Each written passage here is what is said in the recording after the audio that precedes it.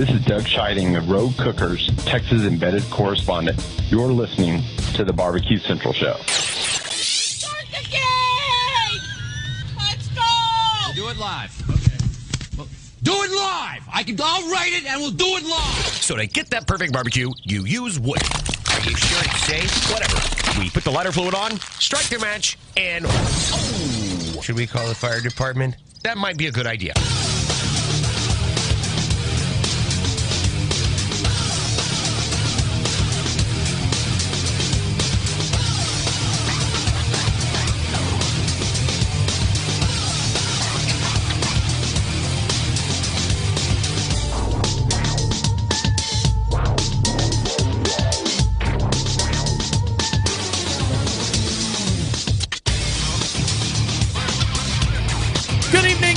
Welcome to the Really Big BBQ Central Show.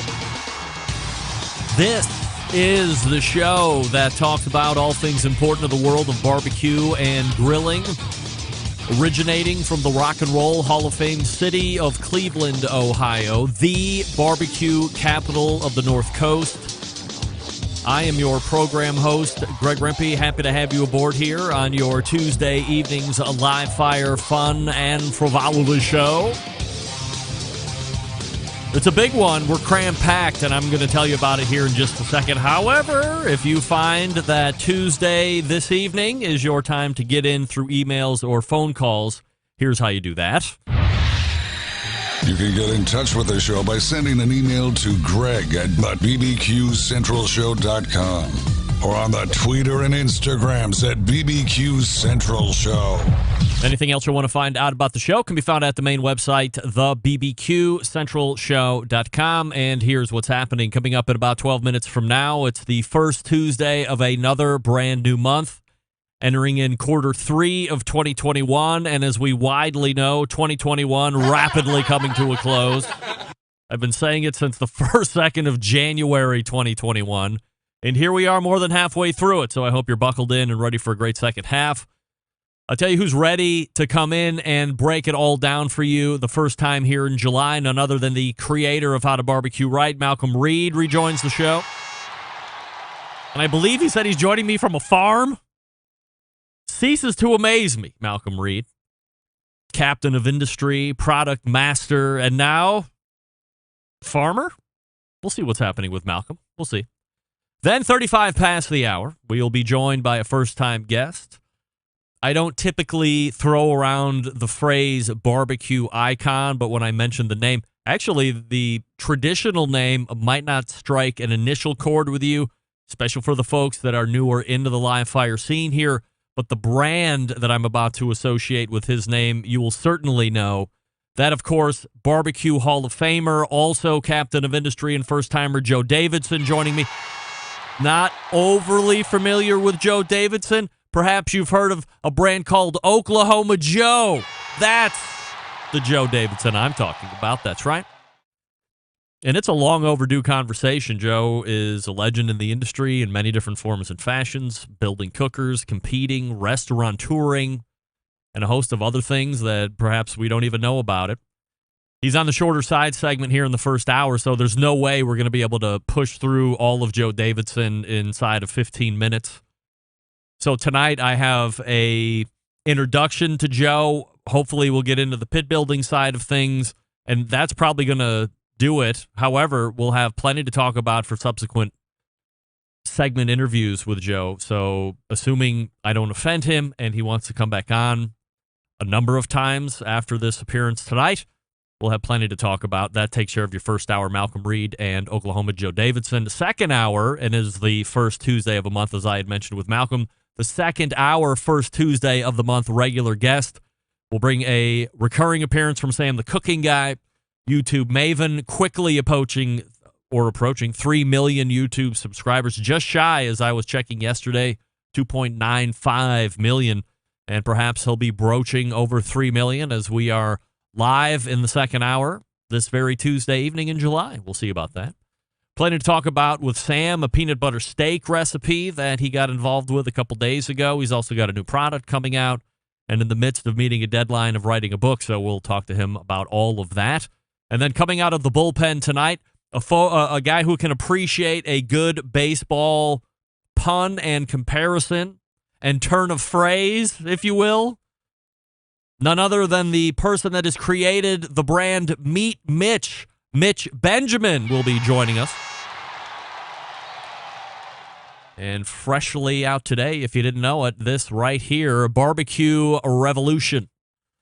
Mitch's new book effort, so we'll talk to Mitch about that. And, of course, as you can see, I have one in my hand. There's no way I'm going to read that. However, I will be giving it away here on the show, free to you. And if you want me to sign it, as I've done with a numer, we're going to get the speech down well before we get into the segment here with Malcolm. I guarantee that. As I have done on a number of occasions in the past, if you want me to autograph that book that Mitch wrote that I did not write, I will be more than happy to autograph that book as we usually do. So stay tuned. At some point during the show, we'll give that away, and we will also give a copy of Adrian Miller's Black Smoke away. So 2 giveaways here during this 2-hour jam-packed live fire fun and frivolity show. Now, if you want to get a hold of me, 216-220-0966, Greg at thebbqcentralshow.com. You can follow me socially, Instagram, Twitter, TikTok, and Snapchat at BBQ Central Show for a live video feed. You can go over to Facebook or Twitch/BBQ Central Show. You can also find one over on YouTube/RD Rempe. I was hoping that I was going to be able to break some big news. However, unlike some semi-famous people, I was told to keep my big fat yapper shut, so I have no breaking news. I have breaking news. However, I was told not to break the news until I was told to do so.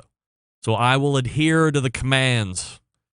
Famously, I will adhere to these commands. Now, while we have a few minutes before we get to the first break, the team over at Vortic Watch sent in a list of questions, and I thought that I would go ahead and answer some. You know what? Maybe we're going to say that. Tell you what, gang over at Vortic, hold on just 1 minute. Why should I be the only one weighing in with answers to these questions when I have the most prolific live fire YouTuber, accomplished pitmaster, a man who has a wealth of knowledge? I will wait. Malcolm, he doesn't know this. Malcolm and I will do these questions together. That way you can get 2 answers from top men in the industry. So stay tuned for that. Malcolm, they're not hard questions. Don't worry. Very easy. Easy for us, but questions that most folks that are outside of the expertise level that we're at want to know about. Listener feedback coming in over the last number of shows. Jeff in Ohio here in the Buckeye State. Greg, I heard you mention on a recent podcast that you were having Jim Clements from Smoked Barbecue Source on the show at some point here in the near future. Do you think that Meathead will be pissed? What do you plan on asking him when you have him on? Good question. Jeff, let me answer the first part of that. Do I think Meathead is going to be pissed that I'm having Jim Clements on from Smoked Barbecue Source? And by the way, that interview is actually going to be next week. Ironically, and by sheer coincidence, next week also is Meathead's normal Tuesday appearance, the second Tuesday of the month. So it will be Meathead in the first hour, and then leading off the second hour, it will be Jim Clements from Smoked Barbecue Source. Do I think Meathead is going to be pissed that I have Jim Clements on? I have no reason to believe that Meathead is going to be pissed. That would be tantamount to me being pissed if Meathead showed up on any other podcast or radio show other than mine. And by the way, I know he does every other radio show and barbecue podcast that isn't mine as well. And why shouldn't he? He's got a brand. He should be promoting it, all the fun stuff. So no, I don't think that he's going to be pissed. Secondly, what do I plan on asking Jim? I plan on asking him a lot of the basic let's get to know you questions that you have come to know and love here from this show. What his background in live fire cooking is, why he got interested in starting a website, what were his inspirations.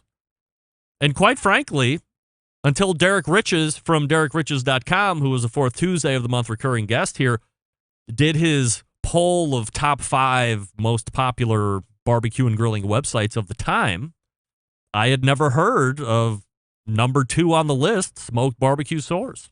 So I did a little digging and found out Jim's contact information, reached out. He's not from here. He's originally from New Zealand. I think he's based in Australia now. So there's a whole world of new perspective and things to learn about. So I'm happy to have the stalwart of the industry, Meathead, on in the first hour next week, and I'm happy to have a first-time guest. I think this will be now a month straight of at least one first-time guest here on the show here in 2021, and it's going to be great.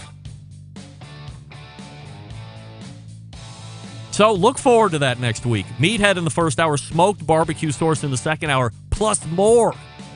If you can believe it, that's a jam-packed show in itself. Before we get to Malcolm, let me talk to you quickly about Pits and Spits since 1983. Handcrafting smokers and grills in Houston, Texas in that time, establishing itself as one of the premier brands in high-quality offset smokers and more recently pellet cookers, of course. Setting itself apart by using heavy 7 and 10 gauge stainless steel in every cooker, fully welded construction that you can feel when you use the unit, 3 or 4 stainless roll-top lids and front shells on every single smoker. And why does this matter? Because when you're buying and using higher quality materials, you can reach and maintain temperatures quicker, allowing you to worry more about the meat than the heat. Also, by providing a fully welded smoker, you don't have to worry about grease or smoke leaking out of the barrel or that grill rattling apart as you move it through the backyard. And 304 stainless steel means you're getting an heirloom quality piece of equipment. Now, where some companies focus on being a low-cost provider, Pits and Spits the opposite, using high-quality craftsmanship and materials. Are there cheaper ways to make these things? Sure, we've seen it in the market currently. But they don't like tack welds, cheap stainless, electronics that you can't trust. Having in-house manufacturing gives them complete control over the whole design and process. Not something you find with stuff brought in from overseas. Their steel suppliers have the best material, used in some of the harshest environments around, so they will perform no matter where you live. And their controllers are made right here in the States, so they have unimpeded transparency into the programming. Bottom line is this: Pit and Spits has a dealer network across the country. If there isn't one close to you, call Coy at the shop. Tell them I told you to call 844-650-6250. That's 844-650-6250. Whether you're a backyard grill master or a competition team, Pits and Spits is a product for you. You can check them out at pitsandspits.com, all spelled out. Or see their Pits in the Wild across social media with their handle at Pits and Spits, also all spelled out. We have Malcolm Reed in the green room ready to rock and roll. We're going to answer some Vortic Watch questions from the crew over there in northern Colorado.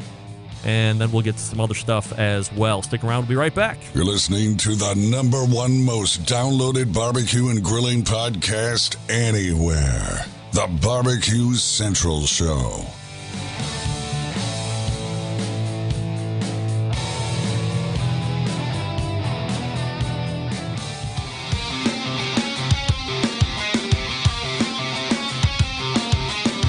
Broadcasting live from the BBQ Central Show studios in Cleveland, Ohio. You're listening to the BBQ Central Show. Once again, here's your host, Greg Rempe. And welcome back. This portion of the show brought to you by the BBQ Guru, creators of automatic pit temperature control technology, sellers of ceramic cookers with built-in power draft fans and accessories. To make your barbecue and grilling life easier, visit bbqguru.com or call 800-288-GURU. The BBQ Guru continues to be a breakthrough in barbecue technology. It is the fourth Tuesday. It is the first Tuesday of the month here in July. And what does that mean? A visit from the creator of How to Barbecue Right, pitmaster of Killer Hogs competition team, Malcolm Reed, joining us. Hey, Malcolm. What's happening, Greg? How you doing, man? I am doing fabulous. And as I had mentioned in the open, as I had gotten a bit of information from you, you are not typically, or you're typically in the headquarters of How to Barbecue Right, but tonight we're finding you off-site on a farm. Yeah, I guess we call it a farm. We've got a little hideout down here where we go deer hunting, and we raise some crops and grow some trees, and grow some goodies for the deer and the other animals to eat. And there's an occasional cow or something that comes wandering through. So it's close to farming as I'm going to get probably. What kind of livestock are you raising up there? Hey, we're raising white-tailed deer. Oh, yes. In the Well, wild. you're doing quite a good job. They're free roamers. Yes. Cage-free and farm-fresh deer.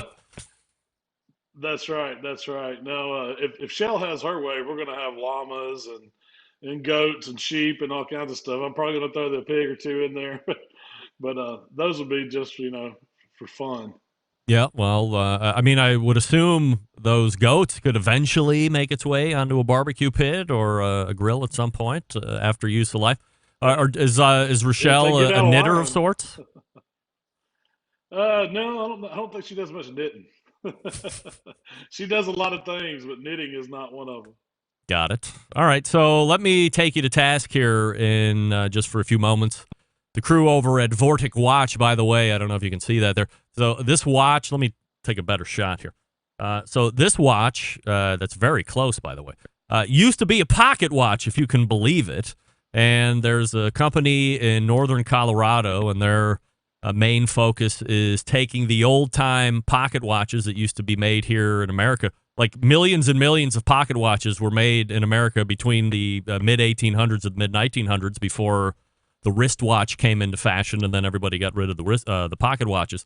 And they decided to start a business where they could take some technology and put their own spin on keeping some of America's history here. And that's what they're doing over at Vortic Watch. So it's a pretty cool company, and they support a lot of veteran affairs. So I'm happy they have teamed up here with the show for 2021. But they sent in a handful of questions that some of the folks over there in the manufacturing side, front office side wanted to know about. So if you're up for it, we can go ahead and give answers to these questions. So here's number one from the Vortic team. What's the optimal time and temp to smoke a steak prior to searing when using the reverse sear technique? Malcolm, I will defer to you first. I like to keep it low and slow, like 225, and I take them to about 110, 115 internal, and then it's time to crank the heat up and sear them off. Do you like using an offset pit, or do you like using a pellet cooker to do the reverse part? As long as I'm keeping the temp low and slow, it really doesn't matter. It seems like on a drum or an offset pit, you're going to get more of that real smoke, authentic flavor. But if you want the easy route, use the pellet grill. Nothing wrong with it. You can still get some good flavor on a reverse sear. Yeah, so I've done 225, I find works best. I've used a Traeger. I've used a Green Mountain grill as well, more recently with the Green Mountain grill. Those are both pellet cookers, so the ease of use is there. Then I'm typically taking it to about 125 degrees internal. Then I'll put on the Weber gas grill, sear it off to get that nice color on the outside. Maybe get it up to like 132, 135. I might carry over a little bit after the fact as it's resting before we eat. But I'm really into that mid-rare. And I think science, too, has proven through AmazingRibs.com that medium rare gives you the best tasting and most juiciest steak at that temperature. But certainly it's up to whoever's eating it where they want to take it, although I recommend a medium rare. I know, Malcolm, you're a medium rare fan as well. So there's question number one. Question number two, this might put you in a spot here, Malcolm, but I'm going to go ahead and answer honestly. I'm sure you will, too. Green egg or Traeger? Oh, that's tough. Yeah. I'm probably going to go with my pellet grill, man. I've got the XL, and I don't fire it up as much. I don't fire my egg up as much. They're both great. It seems like, on me, the egg, if I really want to get some smoke flavor on it, I got to put a bunch of wood on there, and you got to choke it back to get it to smolder right. So sometimes it can get a little stout on you. And with that Traeger, man, it's set and forget. So, people are probably going to catch some flack over picking a pellet grill over a live fire. But in that case, I think I would go with the Traeger. I don't want to give two answers here because that would be hedging both sides of the fence and me not giving a direct answer. I think off the top of my head, I would say in 2021, the easy answer is to say Traeger. And by and large, I think a lot of people would probably tend to go in that direction.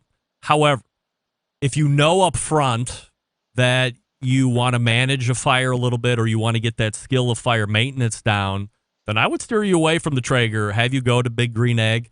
Also, it's giving you 2 cookers in one. The Traeger does really well, low and slow. You can bump it up, get into that roasting. But for high heat grilling, I don't think really there are many pellet cookers out there that can give you the same sear. Big Green Egg, really good low and slow cooker. And then you can open up the dampers on the top and the bottom. You can get that thing up to 800 plus degrees. That thing is going to grill better than anything on the market. So from that instance, it's 2 grills or 2 cookers in one, and it carries a pretty hefty price tag. So from that end, although a Highline Traeger is probably going to cost just as much as an extra large Big Green Egg with a table and some of the accoutrements. So I think, not to dabble around the answer here, in general, Traeger's probably the popular answer right now. But if you have a yearning to learn fire management and have truly 2 cookers in one, then I would steer you towards the Big Green Egg. Third question, best type of wood for smoking beef, chicken, and pork. So can I pick a wood, a general class, or do we want one for each one? Oh, I think you can. If I'm going to use one wood for all of them, I'm going to go pecan because it's great on all of them. It really is. If I'm going just pork, I'm probably going to go hickory. If I'm going chicken, I'm probably going to still say pecan, and then beef, post oak. So yeah, right on. But if I had to pick one to cover all of them, pecan's going to be my wood of choice. Yeah, I don't get pecan up here, and it's not readily available. I don't want to pay for shipping up here. So for me, like the wood to cover all of them, just because it's plentiful and it is a fruit wood, is cherry. If we're going individually, for me, beef, I totally agree with oak. We don't have post oak here, but we have like pin oak or some kind of oak. Chicken and pork, applewood. If I can have access to it, we have a lot of apple orchards up here. It's a nice thin smoke. It's got to be dry, though, if you're going to use it, especially with sticks, because it is a lower BTU wood. So I want to make sure that it is burning properly, or I might mix in a little charcoal along with it to keep the BTUs where they need to be. But I think apple is really good on chicken and pork both. Ballin' on a Bezos budget, and I know you do that on a daily basis, Malcolm. Best affordable smoker and grill on Amazon. What do you think? On Amazon, wow. And I'm probably going to pick a Weber, man. It's probably going to be the Weber kettle, the 22-inch one. They have the Gold Series, which is, I have one. Shell got it for me for my birthday last year, and I've been putting it to work. So that's something if you're on a budget, you got to have one grill that you can learn on. It goes back to learning, like you're talking about with that green egg. You can do the 2-zone low and slow with it. You can fire it up, sear anything you want. There's all kinds of attachments for a Weber. So I'm going to have to say the Weber. Yeah, totally agree on the Weber. If you want to get outside the box a little bit, and it's still incredibly affordable, less than $350, I think. Pit barrel cooker is one that you definitely want to take a look at. You can have a grilling experience. It's not necessarily a grill per se, but it does give you a unique experience. You can hang meat, which is nice, but it also comes with a grill grate as well, so I would check that one out. Next question is, how often and for how long do you marinate a steak? Ooh. I don't do a lot of marinated steaks. I think Meathead's proved that too. You don't get a lot of penetration with the marinade. It does better on thin stuff. So if I'm doing, fajitas or skirt steak or something like that, oftentimes I'll marinate it to get some good fresh flavors in it. But if it's a ribeye, something like that, I'm never going to marinate it. I'm just going to kind of dry season it, let the seasoning start pulling moisture out. You hear people calling it dry brining now. I don't really know if it's dry brining, but it's definitely, going a little heavy on the season and letting it work on the steak before you ever grill it.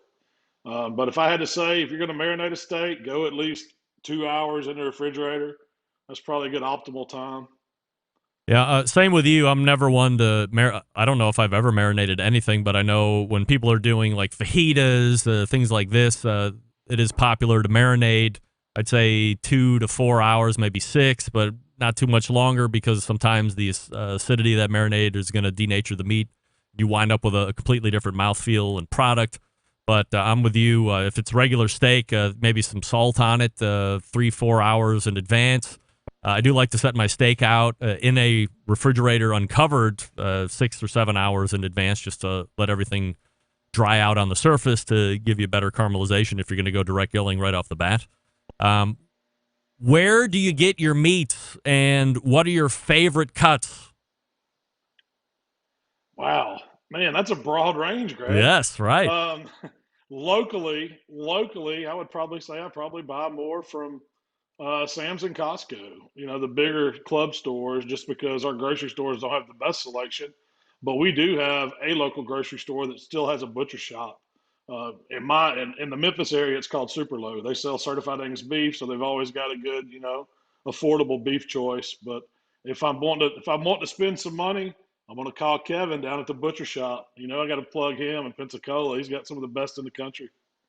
Yeah, totally agree on that one as well. Kevin at the butcher shop has not only some of the best stuff in the country, and you can get all the way from that A5 Kobe. It looks like you have a doily that's covering meat. I mean, there's just so much fat that's in there, and it's totally delicious. We talked about that a month or two ago when I had my first time around with the A5 or the A9 or whatever it was. And then I think also if you live in an area that has a really good mom and pop butchery, and I know those are really falling off the face of the earth. Here in Cleveland, we do have a lot of ethnic pockets here across the east and the west, north and south. So there are a lot of butchers still available that we can go in, so make relationships with those folks. But Costco has routinely had a lot of great choice meat, and they've had a really great prime selection as well that you really can't get in most other places. So I would check those out. All right, last one. Easiest grilled meal when time is of the essence, and I know my answer. Oh man, mine's going to be the old ribeye and asparagus, and maybe throw a baked potato in there and wrap up a loaf of good garlic buttered bread. That's going to do it for me every time, and I can do it 30 minutes or less. This is why Malcolm is a YouTube star. My meal, hot dogs. Come on. I just saw Joey Chestnut pound 76 hot dogs and buns down his gullet on July 4th. So, I mean, I can make a hot dog very quick, very delicious. When time is of the essence, Vortic folks, this is what you have to do. So hopefully Malcolm and I gave you some direction in that regard. All right, let me stay on that topic just for a second, because I know you guys had Wiener Fest or Wienerville or something down there at How to Barbecue Right headquarters. Was it last weekend or 2 weekends ago? When you see a guy like Joey Chestnut, a competitive eater, a 14-time in a row hot dog / mustard belt champion, cram 76 hot dogs and buns in 10 minutes, I think it is. I mean, do you think that there is any way you could do a tenth of that or a quarter of that? I mean, where's your limit on hot dogs? We had a Winterfest here. It has been a little over a week ago. The winner in ours, we had a 3-minute contest, and he got down 7. And I don't think in 3 minutes that I could do that. And then, man, to get over a dozen in 10 minutes, I don't see how. I would not want to be in that shape. I don't know. I can't imagine what that does to his insides. Well, I'm sure it comes as no surprise to you, Malcolm, being such a big fan for these many decades. But Joey Chestnut has appeared at least twice on the show. And I remember specifically one time I asked him, how do you ingest such an amazing amount of food in such a short period of time? And also, of course, everybody wanted to know, as soon as that thing is done, is everybody racing for the big 55-gallon bucket and offloading what they put in? And he said at that point in time, he was ingesting everything and he was digesting everything. There were certainly a number of people that were giving themselves the reversal of fortune when it wasn't going to disqualify them in the eating tournament.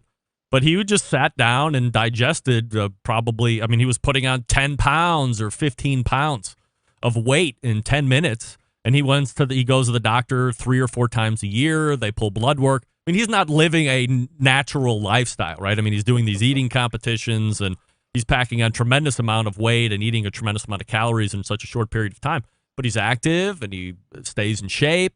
The doctor said he's got no health risks, but he's drinking gallons of water to stretch his stomach out in advance of competitions and doing mini eating competitions. It just seems like, I mean, I like eating like the next guy, but that seems to be taking it to a whole different level. But I guess when you're in that realm of being the most prolific competitive eater we'll probably ever see in our lifetime, I don't know if we want to ever see anybody beat that, by the way. You have to have that kind of a lifestyle. I just can't imagine it, Greg. I've seen people do in Memphis in May, they had a big rib eating contest, and I was shocked by how much ribs some of those people could put away. It ain't for me. I enjoy it, and I probably drink to excess a little bit, but man, and I'm sure I eat to excess too, but nothing to that scale. Malcolm Reed joining me here on the show. HowToBBQRight.com, his website. You can find him on social, of course, at HowToBBQRight. Malcolm, sometimes hot dogs contain pork, depending on what your wiener of choice is. Are you surprised, or perhaps are you even toning down the amount of pork that you might be working with or eating? Because right now, the cost is absolutely ridiculous. I've never seen it so high. Where are you sitting at with pork right now? Well, I will say this. I wanted to cook a pork butt over the weekend. I was going to bring one down here to the farm with us, and I couldn't find one in any of the grocery stores. We couldn't find fresh chicken. I had to settle for some frozen leg quarters, and that's what I cooked last night. Meats, it's getting harder to find, and the prices are triple of what we're used to paying. I had some friends say they bought some from Sam's Club and paid $54 for 3 racks of baby backs. That's just crazy, to see prices like that. Malcolm, one last question before I let you go, and appreciate the time as you're joining me from the farm. We have Galax, Virginia, the Smoke on the Mountain, coming up shortly. I had Jason Baumgartner on last week talking about the history of the event and showcasing some of the first place trophies. You had mentioned last month the winner MBN gets the banjo, winner KCBS gets a fiddle, all operating, of course. You're going to be doing both sides of that event when you get down there? Yeah, we're going to do MBN ribs and all the KCBS categories, and Michael's going with me. I think he's going to cook SCA too. Is it a extra benefit to have all of that in one contest? I think Praise the Lard is the only one that jumps to mind that's both an MBN and a KCBS contest. You don't really find that too often. We see a few of them here in our area. I know South Haven has gone to both formats too. It makes it attractive as a cook to get to go out and to make a full weekend out of it. Now sometimes the timelines get crazy on Saturday. That's what a lot of the guys that are just used to cooking KCBS or MBM, they have a hard time adjusting sometimes just because it throws a wrench in the system. We don't follow typical times, but it's a challenge. It's really a challenge to cook both sides, but we got the pits fired up, and we're used to cooking a lot of meat for the MBN side anyway. So, we enjoy it. We'll certainly see how that contest rolls out. We'll get the update from you when you're back in August, if you can believe it. Right now, we're talking with Malcolm Reed, the creator of How to BBQ Right. Go subscribe to him if you aren't already. 1.28 million of you are already subscribed to him over on YouTube. You can check out his website, howtobbqright.com, and follow him on social as well at the same, HowToBBQRight. Malcolm, always appreciate the time, my friend. Thanks so much. Hey, thanks, Greg. See you in August. All right, there he is, Malcolm Reed right there. And we will see him in August, as he says. Hopefully, grand champ on both. Can you imagine if Malcolm Reed ends up winning both sides of that event and can show us both the banjo and the fiddle? And Michael wins the steak contest.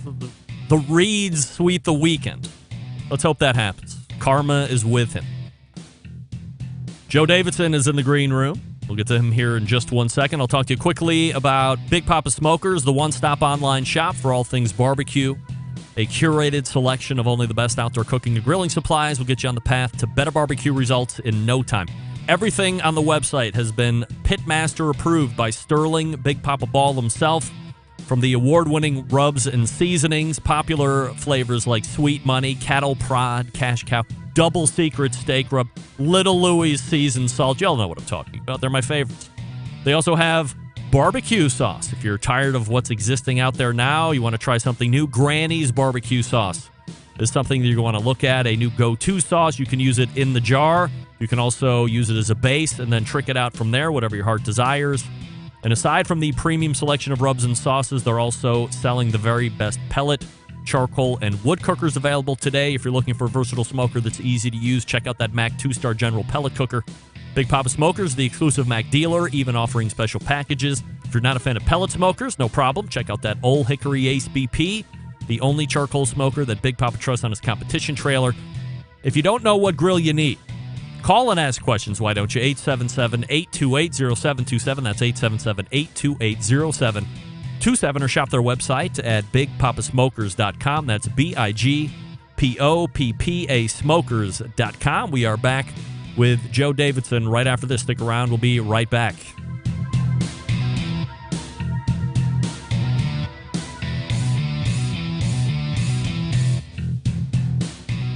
Time on the show. Ready to give stuff away for no money. That's why it's free of charge. You can win stuff and I'll give it away for free. Okay, I told you it was going to be happening. Here we go. It's a copy of Black Smoke from friend of show, Adrian Miller. We gave one away a couple weeks ago. If you want to grab your next copy, be the first one in with an email, and in the subject line, write Black Smoke.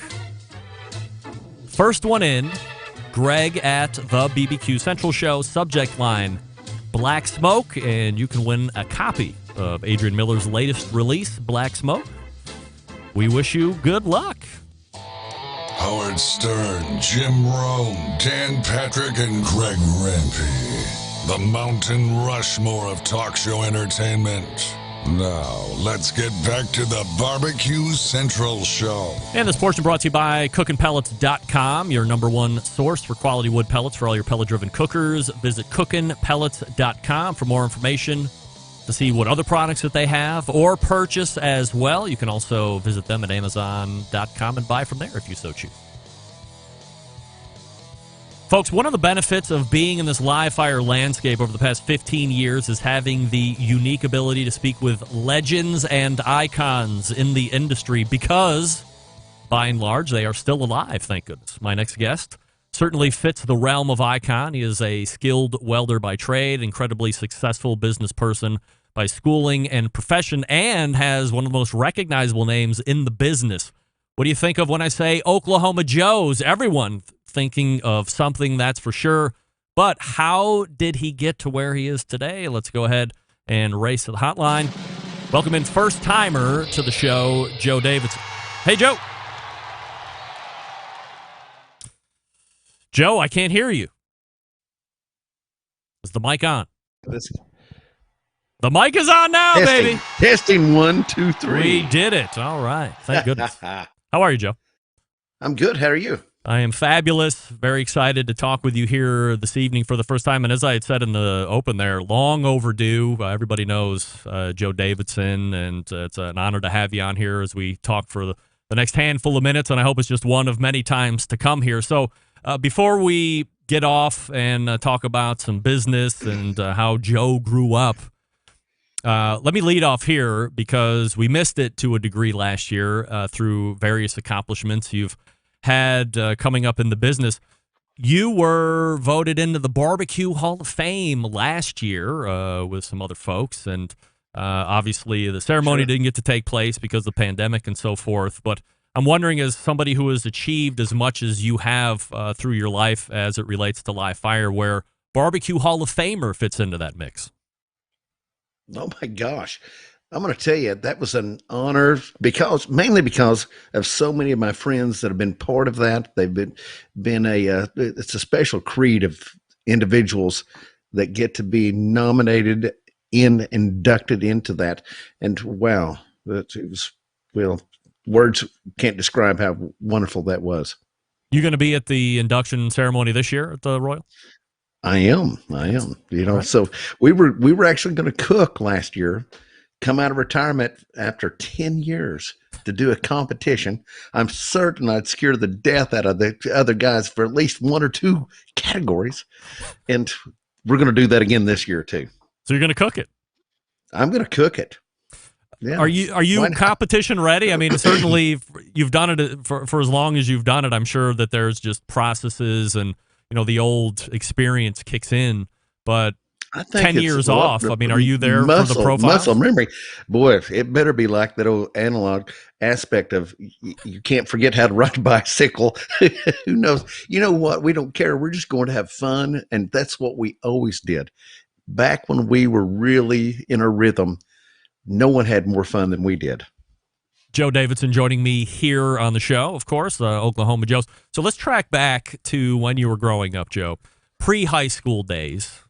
What were your food experiences like? Did you see a lot of live fire cooking growing up, or was it just, what the normal folks would have minus live fire? When it was in town, I grew up in Okemo, Oklahoma. It's a town of about 2,000 people in Okfuskee County. But I came from 4 generations of ranchers that came over from Arkansas and then to Oklahoma, and the land run, the whole aspect of it.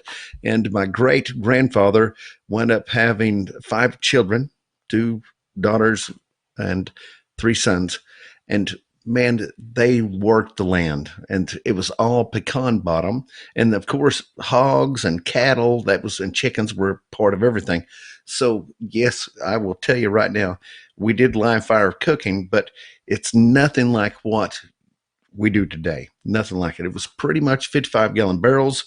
Open up there, you'd burn wood over in one pile, put that wood over into the 55-gallon barrel to make charcoal, and we were live fire cooking that away. So yeah, it was pretty for a young kid growing up and seeing that, and then butchering hogs doing that, it was pretty cool.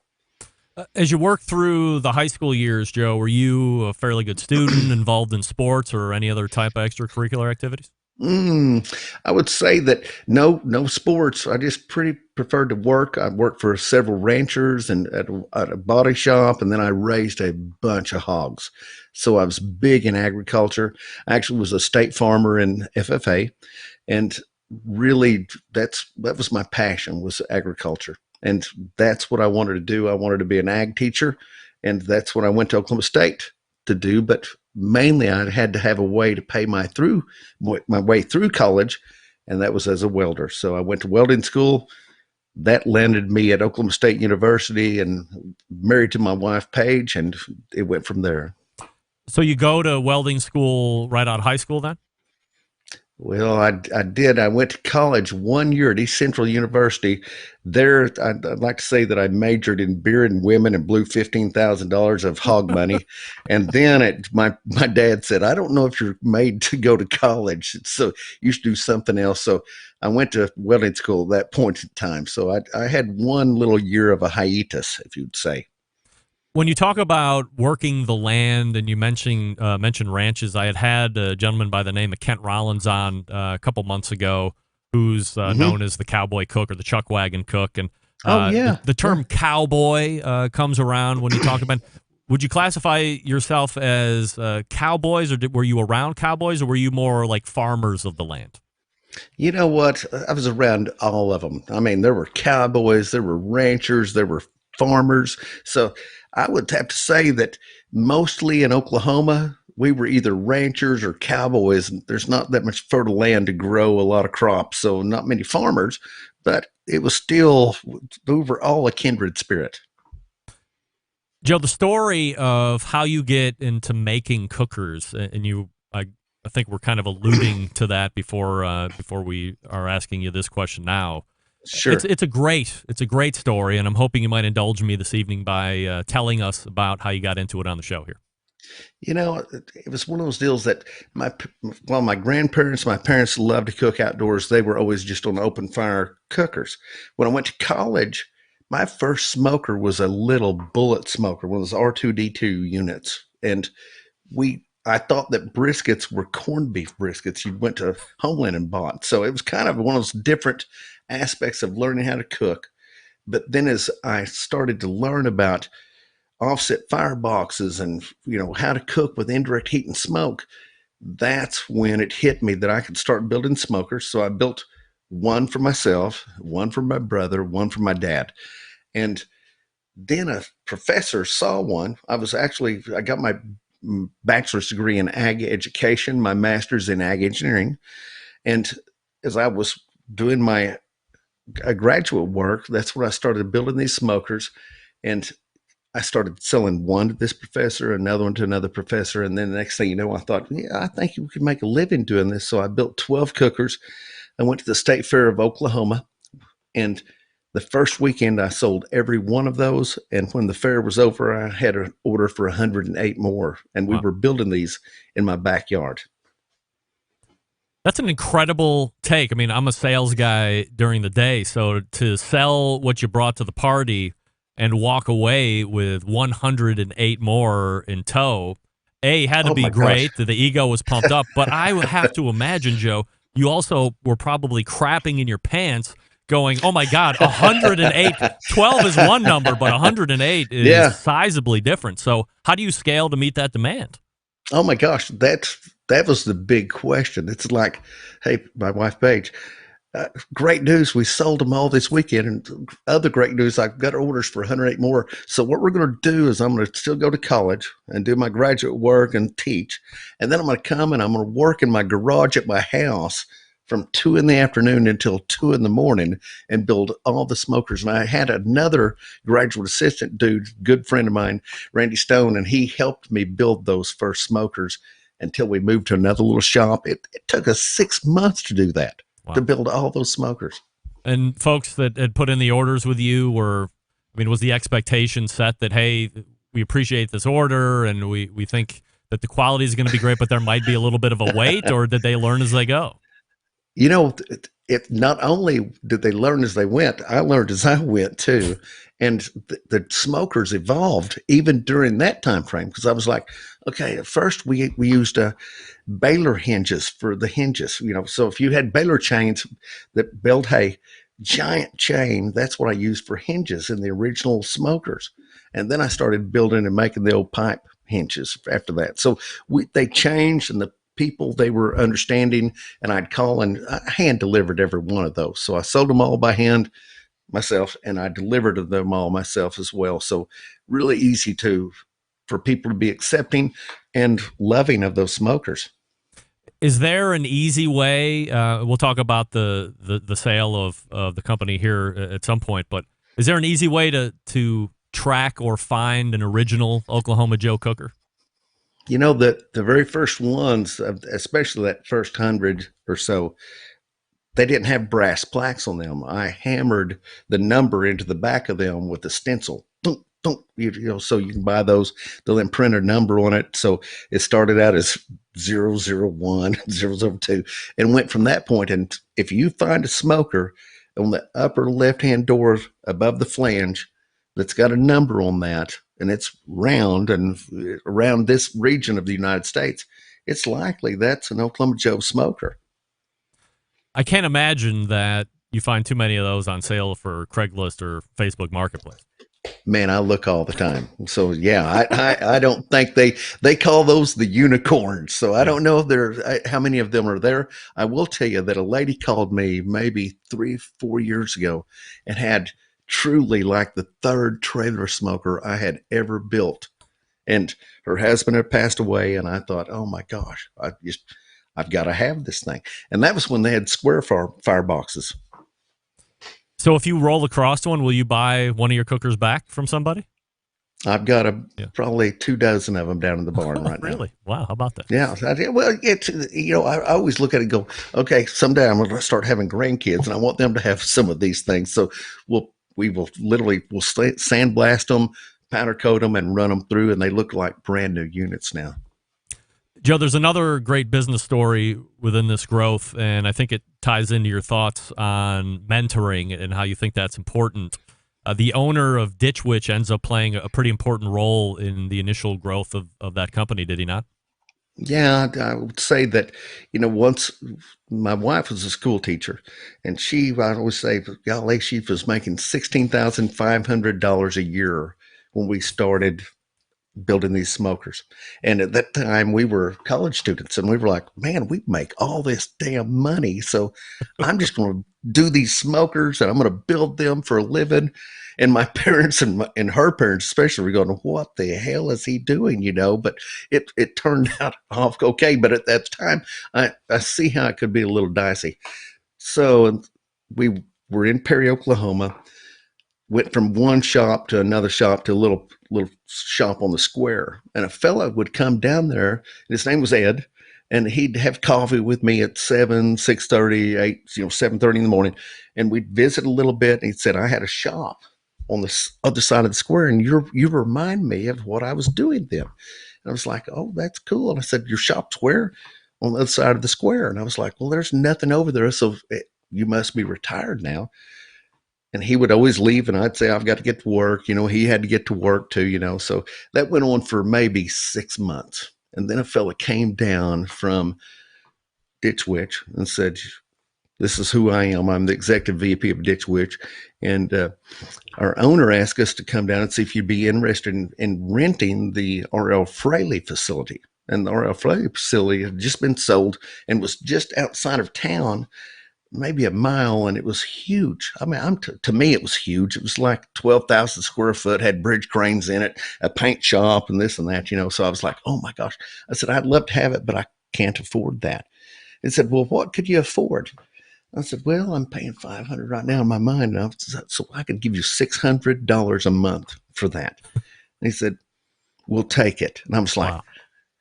Who sent you down here? Exactly. He said, well, Mr. Malzahn. I said, Mr. Malzahn. He said, yes, Ed Malzahn. I said, Ed Malzahn. I said, so Ed owns Ditch Witch? And he was like, yeah, he owns Ditch Witch. He's the founder of that.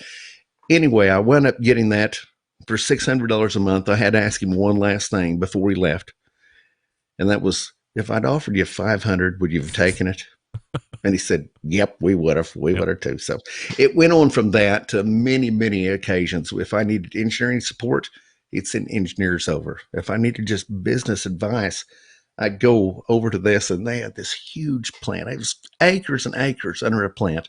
I'd go in there, and is Ed available? Yes, he's available. I'd go in there, and I'd say, I've got this question for you. And he'd always, every time, he would roll out a desk drawer, and he put his feet up on it, says, well, Joe, says, I'm not telling you what you should do, but this is what I would do. And he would just tell me what he would do. And I was like, okay, I think that I should learn a little bit. That I would say that you can get a pearl for everyone. I got a bunch of pearls from Ed Malzahn, no doubt about it. So he helped me a bunch, not only with engineering, with his CFO, with this marketing group. Just every time I needed help, they were there to help me. How have you returned that favor through your career now? I will tell you, I don't think that I could ever do what he did for me, for anyone, because it was that perfect time and space that happened right then. But what I do believe is that any time that people, whether it comes from cook-off experiences, business experiences, wanting to start their own business, being there to listen to what they think, what they want to do, to encourage them and give them a few little pearls. So I try to do that every time I get the chance. And you got to have an open door policy, number one, and the sunset rule. If someone gets a hold of you, get a hold of them immediately before the sunset goes down. And then I think that being able to have just an open mind to different ideas as well, and trying to put yourself in those shoes, gives you an opportunity to get them good advice. And most of the time, it's something that where they've got to take every little bit you give them and, just use what is applicable to them and what they want to do. Do you think we're in a state right now where the majority of the population is open to hearing something that might not be the same or of a similar mindset? Will people take a differing point of view in hopes of learning something, or do you think we're not necessarily that kind of people anymore, or at least at this point? It's half and half. I mean, many times I believe that people are dead set and they want to go in one direction. Other times they are really open to any ideas, and hopefully, we all have our thoughts and our processes on what's right, what's wrong, and what's great with America, what's not great with America. But the reality is that there's a middle of the road for everything. And that's the key to it, is just being willing to listen and then help people, or continue try and steer them in one direction or another direction. So to answer your question, I think that it's still half and half. We've still got a great young group of people that are coming up, and I see it time and time again that, man, they're fired up about business. They're fired up about competition barbecuing in general. They're doing that. So we have to be in a great industry where people are sponges, and we're all trying to learn and do more and more all the time. Joe Davidson joining me here on the show, the website okjoes.com. And we could just talk for hours and hours and hours. So let's leave the conversation here. We'll pick it up and talk about the eventual selling of the pit company. We'll talk about the restaurants and stuff next time. I mean, you're a wealth of information. Sure. I know we're just going to have a great Absolutely. relationship here. So I appreciate the time here this evening. Anything else you would like to promote before I let you go, Joe? Actually, no. I just want to say thanks for having me. And, hey, get out there and do some cooking. Put some smoke in there and enjoy life. That's right, Joe. Thanks so much for coming on. I appreciate it. See you now. All right, there he is. Joe Davidson right there. Oklahoma Joe was just on this show, if you didn't notice. And I am pumped up. I wish I had another hour. I mean, I do, but I got some other guests. Wow. That was great conversation, great insight. And we're only halfway through that first business. I can't wait until we finish the cooker story, because there's a lot of great questions there and the decisions that he had to make.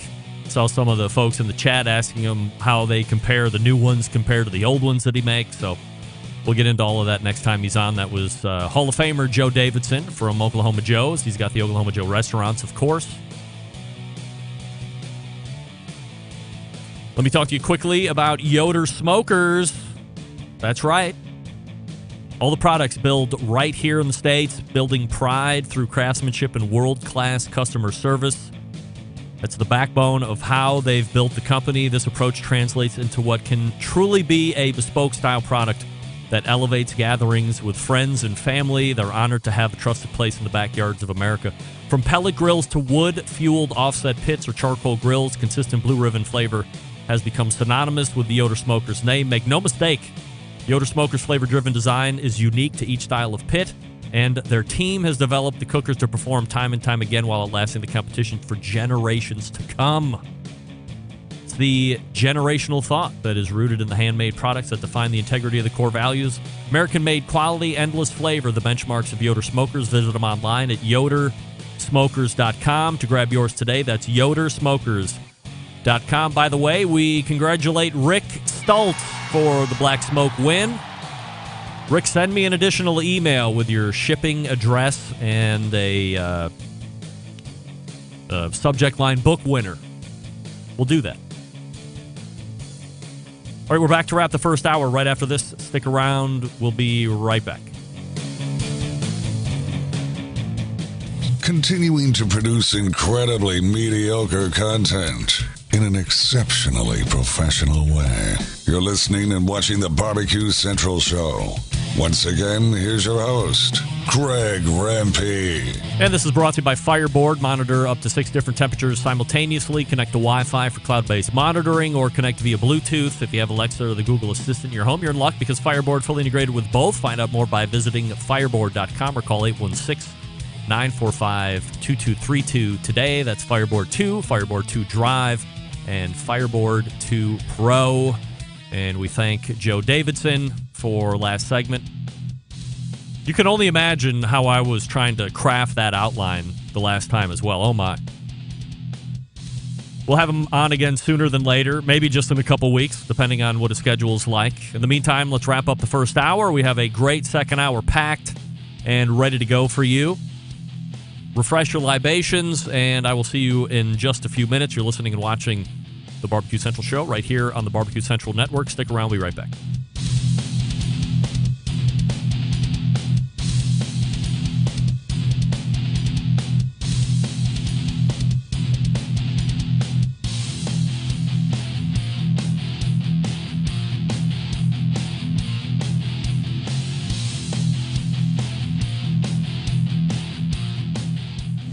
Hi, this is Jeff Stone of Grandpa's Pride Barbecue from the Panhandle of Florida, and you are listening to the BBQ Central Show.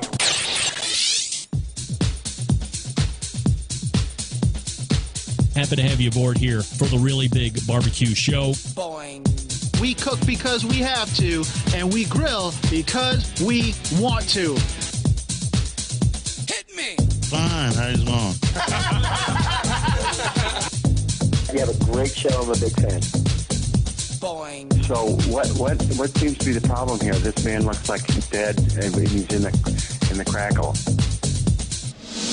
Charbono! It's all about the charbono, dude! Succulent fish. What? He ate sushi or wiener. Oh, listen, Lavernius, shut your face. I'm shaking like a dog shit peach seeds. We have top men working on it right now. Top men. And just like that, we are into the second hour. Welcome aboard here to the BBQ Central Show. That's right. We talk about live fire barbecue and grilling things. It's a live fire fun and frivolity show. Hey, look at this. Doug Johnston used Oklahoma Joe's smoker this weekend. How about you? How do you like that, Doug? Is that a pre-sale Oklahoma Joe, or is that a post-sale Oklahoma Joe? If you have one with the number stenciled in, you got to keep her. Or Joe will buy it from you. Did he say he had a dozen or 20? He made those cookers, bought those cookers back. That's great. I love that. Still to come on the show this evening, Sam, the cooking guy, and Mitch Benjamin. That's right, of Meet Mitch. Don't forget, you can follow me socially at BBQ Central Show on Instagram, Twitter, and TikTok, and Snapchat /BBQ Central Show. On Facebook and Twitch /RD Rempe on YouTube for video feeds. Don't forget, you can also get an ad-free podcast feed if you so desire by becoming a patron over on the new BBQ Central Show Patreon page, which is patreon.com/BBQ Central Show. Also, if you are an Apple Podcast user, you can get the ad-free show feed by subscribing directly within the podcast app there on Apple Podcast for a small monthly fee, or you can do neither and continue to get the feed as is and enjoy at your leisure. Just one would be ad-free. Coming up on the best moments of the BBQ Central Show in 10 minutes or less this coming Friday, episode 184, taking you back to June 28th, 2016. What could be going on then? How about this? Being featured on this coming show this Friday, fellow by the name of Tim McKeska. Does that name ring a bell? Does anybody know who Tim McKeska is? Well, you should, because Tim McKeska is from McKeska brand sausage, widely known as the first family of barbecue. And within the minutes of this particular episode, Tim talks about his family's long history in the barbecue industry, how they all came over from, what was the name of it? I'm not going to remember. They came over from, well, I can't remember now. I just listened to it earlier, too, just to check. There was a name, and then it's now whatever it is today, whatever. I can't remember. But they came over as butchers and farmers, made sausage, taught Tim the trade. And so you talk about Tim's long family history in the barbecue industry, how McKeska Brands has grown over time. If you have ever had sausage in a barbecue restaurant outside of Texas especially, there's a really good chance, whether you knew it or not, that you were eating McKeska brand sausage. For instance, there was a barbecue restaurant on the west side here of Cleveland when it opened, and then for many years after it had been opened, that was serving McKeska brand sausage. They were using the jalapeno cheddar. They were using the traditional hot links, and they sold them as blankety blank sausage, their own brand. McKeska really big on private labeling.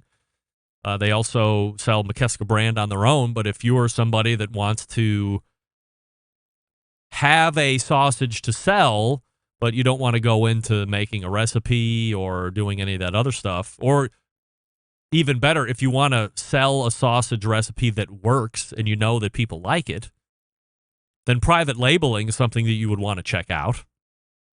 And McKeska is somebody that does a tremendous amount of private labeling. So if you have a food truck or a barbecue restaurant, or you just have some restaurant you want Texas-based sausage, then I would highly recommend going over to Tim McKeska's website, McKeska Brand Sausage, and hooking up a deal with them. Tim is a pilot. He flies sausage around daily, or at least he was back then. So it's a great interview. Plus, it's a great long-form interview, too. So not only are you getting 8 or 9 minutes that John's put together for you, but if you go back and listen to the whole segment, because the whole show is linked in the show notes, it's worth the listen. It's great. Don't forget, you can email John if you would like to hear a specific guest or segment on the show that you have heard in the past. Send him an email, john@thebbqcentralshow.com. That's Jon, john@thebbqcentralshow.com. And then there's this. I'm here to tell you, gang, if you go to a fast food restaurant and order a spicy chicken sando, and it turns out that it's spicy, or there ends up being a lot of hot sauce on it, who should you blame? This is a question I'm asking you. This isn't rhetorical. I'm seriously asking you. If you go order a spicy chicken sandwich and what you get is spicy and or has a lot of hot sauce on it, who's at fault? Well, I'm here to tell you that a pair of Memphis, Tennessee teenagers are blaming Burger King. Damn you, Burger King! That's right. In the beginning of June, as the story is just unfolding, a young lady went into her BK of choice and ordered a hot chicken sando, left, came back with a male pal in tow, and then burnt some hot caps into the BK parking lot, hitting a few patrons standing around and workers. When asked for comment, they said they shot at the BK parking lot because the spicy chicken sandwich they ordered had too much hot sauce on it, too much sauce. They ordered the chicken sandwich hot. The amount of hot sauce, that was over the top. Can't handle it. So this young lady did what every other male or female would do when positioned with her situation. Order chicken sandwich. Chicken sandwich comes out hot, has too much hot sauce. I'm going to ingest it. I'm going to push it down. I'm going to internalize it. I'm going to get in my car, drive away, and then realize the only way I'm going to get around this is to pick up my boyfriend or male pal, stick him in the car, and we're going to go back to that Burger King with my loaded gun. We're going to go take some shots into the parking lot. We're going to voice our concern at the amount of hot sauce that was on this sandwich. It was too much. The amount of hot sauce on that chicken sandwich creates violence, incites reckless discharging of weapons into that Nashville, Tennessee. Is it Nashville? Now I got to scroll up on the story. Memphis. Causes one to unlawfully discharge a weapon in a Memphis, Tennessee parking lot, hitting various workers and or patrons that had nothing to do with putting too much sauce. By the way, it's subjective, I think. Did you not look at the sandwich? The first thing that I do whenever I go into a fast food joint, because on the television it's showing you all sorts of sexiness put together with delicate care. Like, people really put in a lot of effort and pride in what you see on television. And then you show up at the restaurant, wherever the hell it is you live, order the same thing, and it looks hastily put together at best. At best, it looks hastily put together. So I'm always looking, because I don't know if I'm going to find a sock or something worse in my sandwich, or even if it was put together right in the first place. I mean, we all know there's no way I'm looking for onions on anything I order. A lot of burger places put onions to start with. I'm always no onions. It's rare that I go to fast food. But if I do, no onions. So I'm always looking for those. By the way, this may or may not shock you. This is only the latest in a series of violent incidents taking place at food and drink chains.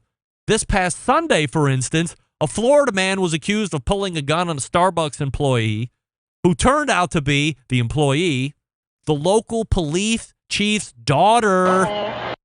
Over what? For not having cream cheese for his bagel. Of course. Because if too much hot sauce is okay to unload a pistol into the BK parking lot in Memphis, not having cream cheese for a bagel at Starbucks is at least worth a brandish of a weapon. Too bad you brandish the weapon in front of the police chief's daughter. Hopefully this person was just detained and not taken out to the woodshed, depending on where this was in Florida. Hopefully not Central Florida. There could have been a woodshed involved. What have we learned here tonight, folks? Having too much hot sauce on your chicken sandwich is really not okay. To fire shots into the parking lot at whatever BK you visit. Also, if you order a bagel at Starbucks and they don't have cream cheese, ask ahead of time. Do you have cream cheese? No. Okay, I'll leave peacefully. Otherwise, I was going to show you my gun. We don't want that.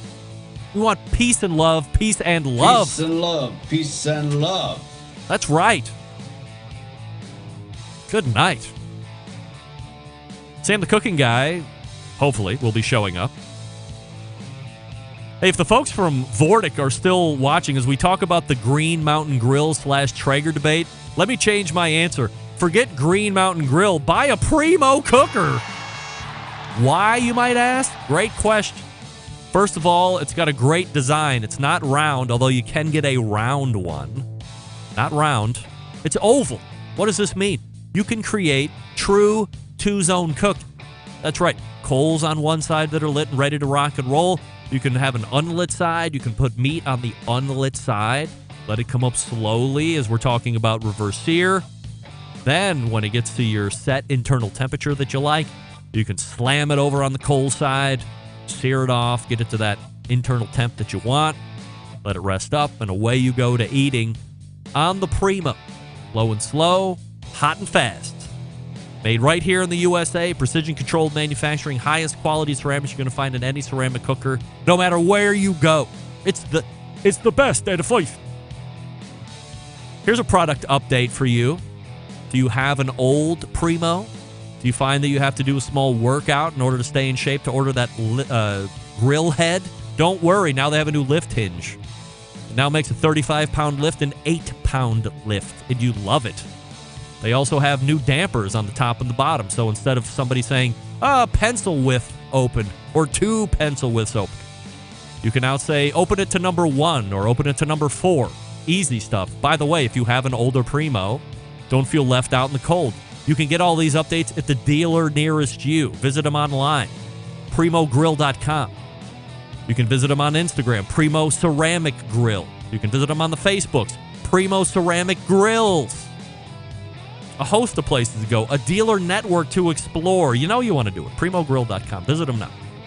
All right, Sam the Cooking Guy will be joining me here in just a momento. Stick around. We'll be right back. You're listening to the #1 most downloaded barbecue and grilling podcast anywhere. The BBQ Central Show.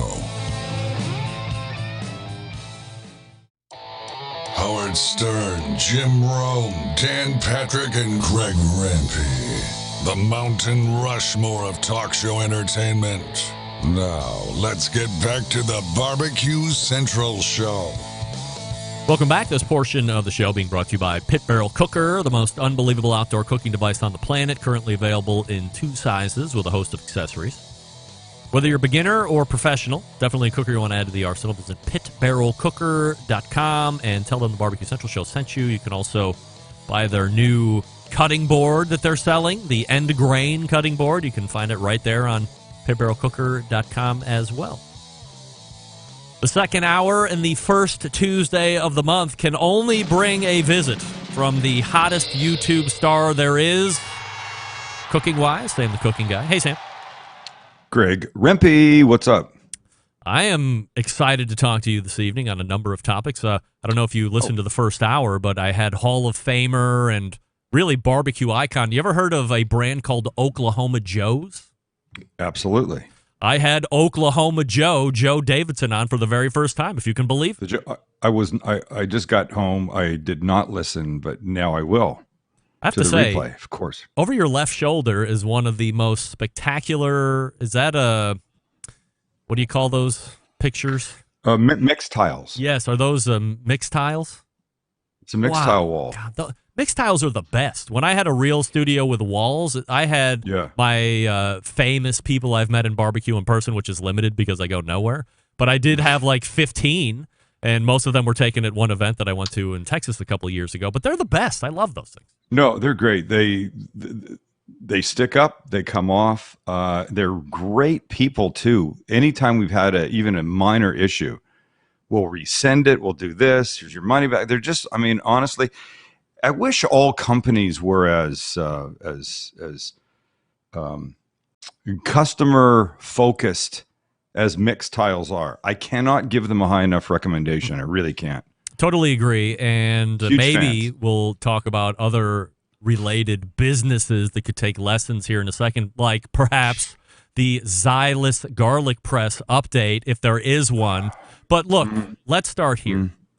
Go ahead. And talk about something that you have been really burning on for some time now. And I don't know if folks really know this or if they're really avid watchers of your show. I'm sure they have a hint of what I'm going to be getting at here, Sam. But you are a champion of the people. You fight for the little guy or gal.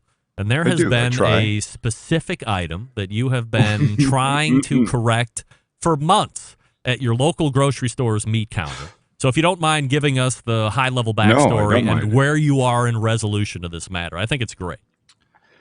So it used to be called Vaughn's. It'll be meaningless to, I think, people much further east than, I don't know, maybe Arizona. It doesn't really matter. It's a big chain. Safeway, everybody knows Safeway? Yeah, Safeway, Giant Eagle, Tops, Kroger, Okay, no. Publix. Safeway is the parent of this, Vaughn's. Oh, okay. It's a big supermarket chain. So they redo the store. It goes from a Vaughn's to a Pavilions, which is their higher level store. Bigger variety, better selection of whatever. Yes, way more expensive, but they got some crazy wine, whatever. It's whatever. So they do this big remodel. The meat counter, which is also seafood counter, goes from like this to this. It's huge. It's huge now. But there's no way to let anybody know you're standing there because there's no bell and there's no window. And there's obviously nobody just standing outside, so the general public can see. They're doing all their work in the back. So I go there and I need something and I wait like 10 seconds, maybe 15. It's not that I'm impatient, but I got shit to do. I'm on a schedule. I want to get my stuff done. And nobody shows up, so I go in the back. I kick the door open with my foot because it's probably got meat juices all over it. And all the guys are in there in their white coats cutting meat. And I go, could I get some help? They're like, sure, no problem. Like this is a regular everyday occurrence for them. Out they come, I get my stuff and I go away. So that's me. And I'm okay doing that. But I walked by one day. This is maybe 8, 9, 10 months ago. And there's a sweet little, I assume sweet little elderly woman standing there. And I know the move. And I say to her, how long have you been here waiting? And she goes, 5 minutes. I go, is somebody getting you something? She goes, no, nobody's shown up. I go, I'll get you somebody. Same move. I go kick the door open like John Wayne. I go, somebody needs help out here. And they go, okay. It's like no big deal to them. Okay, sure, I'm on it. And they're all like friendly. So now I'm in the store and a couple months ago, and there's a group of executive types. They got the white shirts, the ties, name tags, no jackets. And I walk up and I go, you guys look like you're important. Can I ask for some help with something? Oh, of course. What can we do for you? And I explained the problem. And the one of the guys, clearly the boss of these guys, it's like, well, you know what? We really want to be forward facing with our customers and blah, blah, blah. And we'll think about it. And I go, forward facing implies that you're facing your customer. You can't see your customer and nobody's there to help them. Well, it's this and this. And I go, it sounds like nobody wants to do this. He goes, no, we'll look into it. A couple weeks go by. I forgot to mention that maybe 6 months before this, I say to a guy helping me one day, can I make a suggestion? He goes, yeah. I go, why don't you get a bell? He goes, they don't want it. I go, who doesn't want it? He goes like this, they don't want it. I assume he means the meat bosses in the back. Yeah, this guy was not a meat. Sort. Yeah, this guy was not a meat cutter. He was a service counter guy. And I go, they don't want it. Why wouldn't they want it? And I can only imagine they don't want it because they don't want to be bugged. But let me tell you something. If people aren't buying your fucking meat, you won't be there to be bugged. Right. So now I have this conversation with this group of executives. A couple weeks later, now it's really starting to chap my hide. So we're shooting an episode one day for YouTube, and I discuss the problem, and I tell what had happened, and then a week later I talk about it again. So 2 weeks ago, I walk in the store, and the manager comes up to me and he goes, "Hey, can I ask you something?" I go, "Sure." He goes, "Can we call a truce?" I go, "What do you mean a truce?" He goes, "A truce from you talking, what you've been saying about the meat and the Nobel and the counter, whatever." And I go, "I'm only saying that because it's a legitimate issue in my mind that nobody's doing anything about. And I want you to understand, it's not about me. I don't need to push a bell. I know how to get your guys' attention. Whether they like it or not, I know how to get their attention." He goes, "Look, we're working on it." I go, "Are you really?" And he's a really nice guy. And so I'm being a little bit of a dick. I go, "Are you really?" He goes, "Look, it's a bigger problem than just putting a bell." I go, "I could probably go down like aisle 7 where you sell brooms and shoe polish. Pretty certain there's some kind of bell there." He goes, "Look, it's kind of a company-wide thing." I go, "See, this is when I become an asshole." I go, "Company-wide to ignore the customers?"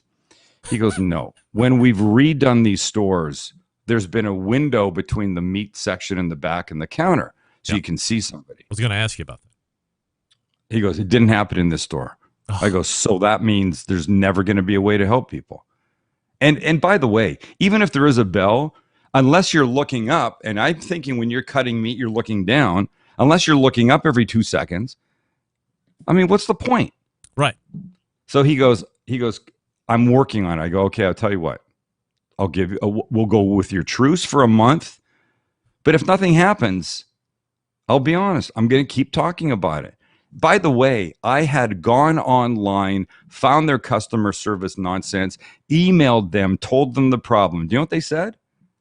Nothing, because they never wrote back. Really? Yeah. Now, in between all this, a handful of viewers have sent me copies of them reaching out to the pavilion's sales help, whatever online stuff, with a customer service stuff, saying, "We don't understand why this guy's talking about it, why you guys won't do anything about it." So last week I walk into the store, I'm getting something, and I hear in my ear somebody go, "Not one, but two." And I look, and it's him. And I realize what he's talking about. I immediately look at the counter. There's 2 push button for service things. Really? Yeah. Look at this guy winning at life. Championing the people, Mark Combs. He's now a hero. The episode, yesterday's episode. Yeah, the steak episode. Yesterday's episode. Yeah, the Thai peanut steak. Yeah. Yesterday's episode, I mentioned this. I called him a good guy. And the comments underneath the description were like, "This guy's great. He should be this. He should be that." He was getting in trouble from his bosses because of this issue.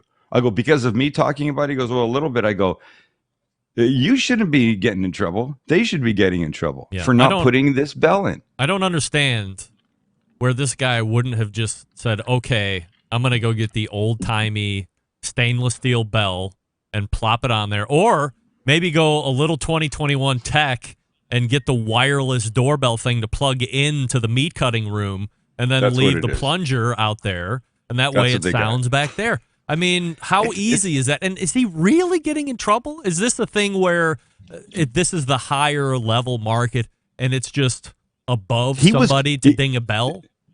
No, I think he was getting in trouble because I was talking about it. And the boss's expectation was, I'm surmising this. I don't know this for sure. But I think that he was getting in trouble for not handling me. Not squashing the complainer. How could he possibly squash somebody that has almost 3 million YouTube subscribers? I mean, even if 5% decided to take up arms and stuff an inbox, they're going to be screwed. It's crazy. Yeah. How can he quell you? It's nonsense. But look, it's so hard to gain custom. Look, one of the things you watch Shark Tank? Of course. I love Shark Tank. One of the things they ask, what is your customer acquisition cost? I don't know what it costs Safeway to get a customer in the store to become a regular. But why would you not try to keep them by doing everything you can? And that is beyond me, Greg. I have no idea. That seems such an easy fix and such an easy loop and the to close. Fact that the fact that when months, the fact that that one of those executives gave me the verbal runaround, trying to say, well, we want to do this and we want to do this and this isn't real. I'm like, it's just a simple yes or no. Do you want your customers to get help or do you not? I get worked up. But what it showed me was the power of YouTube. That's right. The power of the internet, man. You did it. Your celebrity and then the power of YouTube harnessed together. What does that get? World peace? No. Does that get a one world currency? No. No. Does it get you a bell, not one, but two at the meat counter? Yes. Actually got me.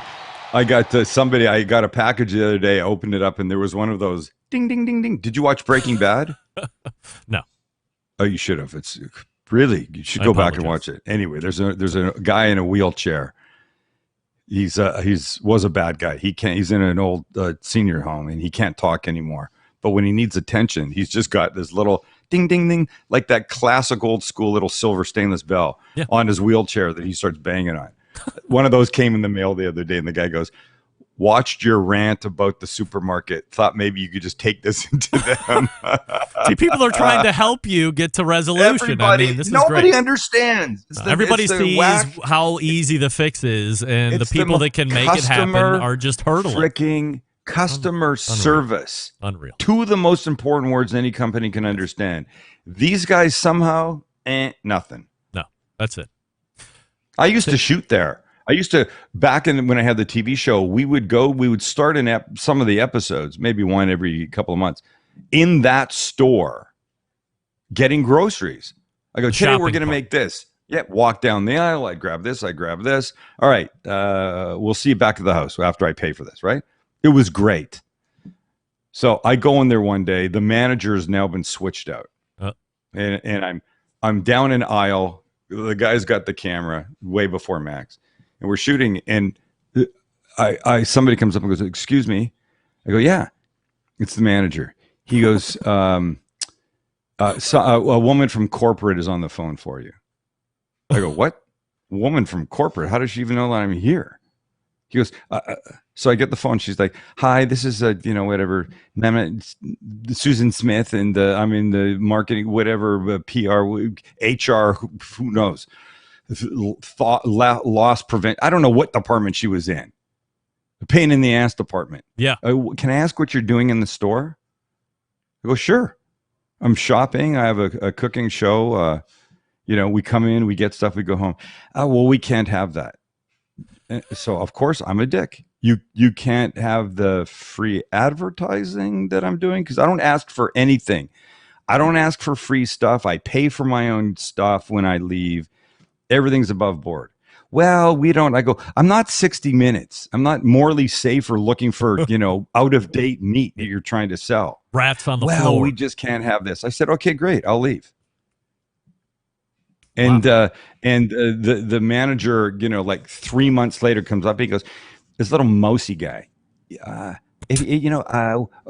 Maybe there's a misunderstanding. If you want to come back and shoot in the store, it would be okay. I go, I'm not coming back and shooting in the store ever again. Never. Ever again.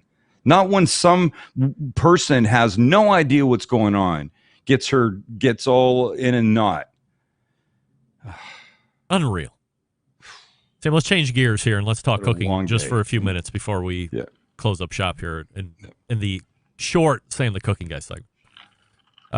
We referenced the steak and peanut sauce steak. Yeah. Certainly you've cooked steak. No reason to talk about that. You have a live fire cooking show, although you don't want to admit it. Yeah. No, I admit I say that. I don't describe it as that. Proved it. Yes. Expressly in your last episode. Talk about your experience doing Meathead's afterburner steak cooking. Talk about it. Okay, scared the shit out of me. Yeah. There were moments when seriously the flames were licking at my face. So here's the concept if you don't understand or if you don't know.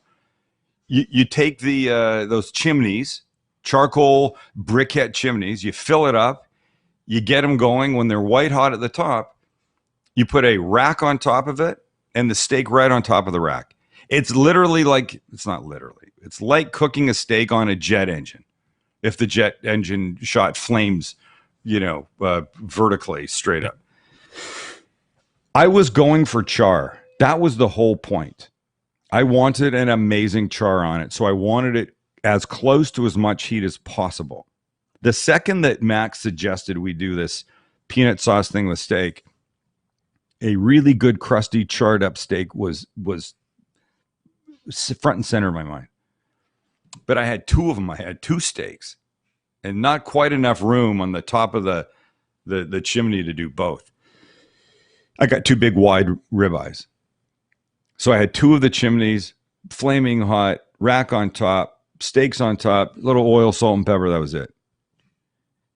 Could you have gotten away with half the amount of charcoal in each chimney and been okay, do you think? Or would have not given you the best result?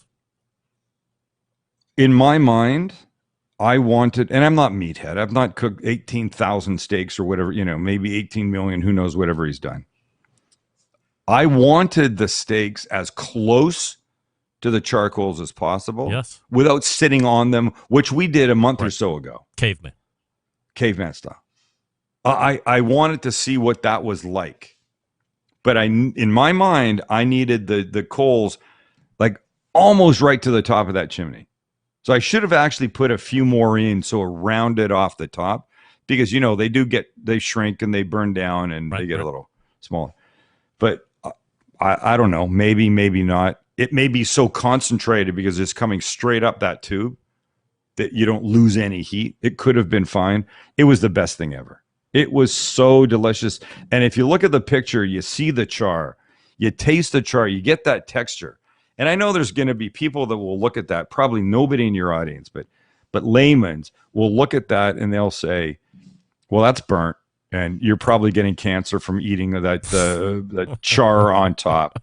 And it was not cooked to 59 degrees. So you're going to die because it wasn't cooked enough and get whatever kind of, but it was honestly one of the best steaks I've had in a really long time. Could this be a go-to cooking method? I think so. I think I'd like to refine it a little bit. Like a little, the Japanese do yakitori in these small containers, right? I think I'd like to refine it a bit so that it was in something like that. Because the other problem was I had it on my grill, and cooking a steak on your grill at that level, whatever that is, 32 inches, 30 inches, is comfortable. But now add a foot to that. Right. And now you're almost at eye level, a little lower, but now the heat is coming there. The smoke is coming right in your face. Not the brightest thing ever. I don't think I would condone that behavior. I think if you really want that, go caveman style and dump all the coals out and put the steak right on top of it. But if you haven't done it, you should really try it. the difference between what the outside is like that way versus just on a grill, it's hard to believe. It's so fantastic. If you can't conceptualize it, go over to Sam's YouTube channel. 2.95 million of you are currently subscribed there, and you can see it all happen right there on the videotape. And you'll see the store director from the supermarket. I ultimately dedicated that episode to him.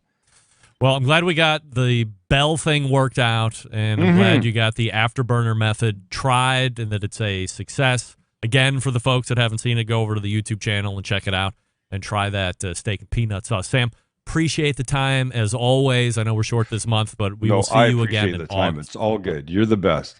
Thanks, pal. You're always the best. Okay, all right, we'll talk to you soon. There he is. Bye. Sam, the cooking guy right there.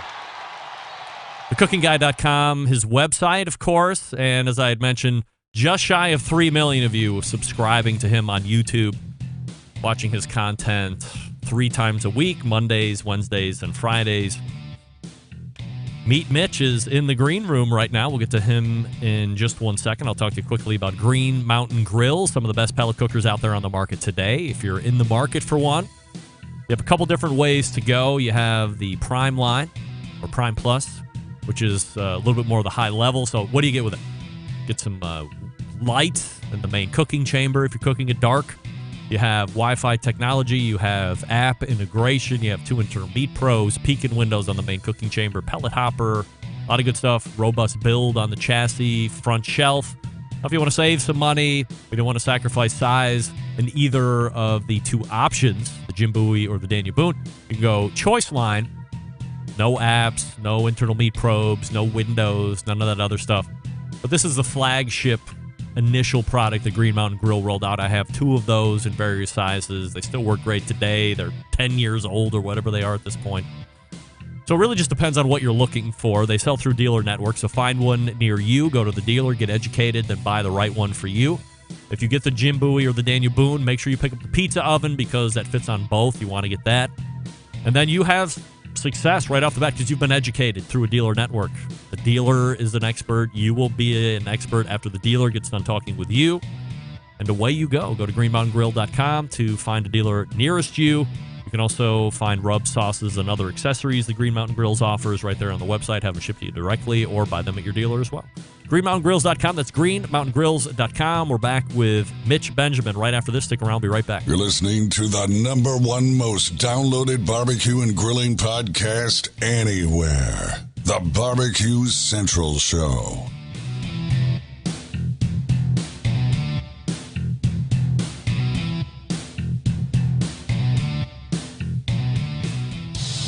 Celebrating over 10 years of prolific and unparalleled live fire barbecue and grilling talk.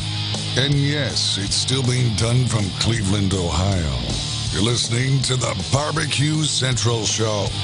This portion brought to you by Smithfield throughout the grilling season for recipes as well as tips and tricks from pitmasters like Chris Lilly, Darren Worth, Ernest Cervantes, and Giles Cridland.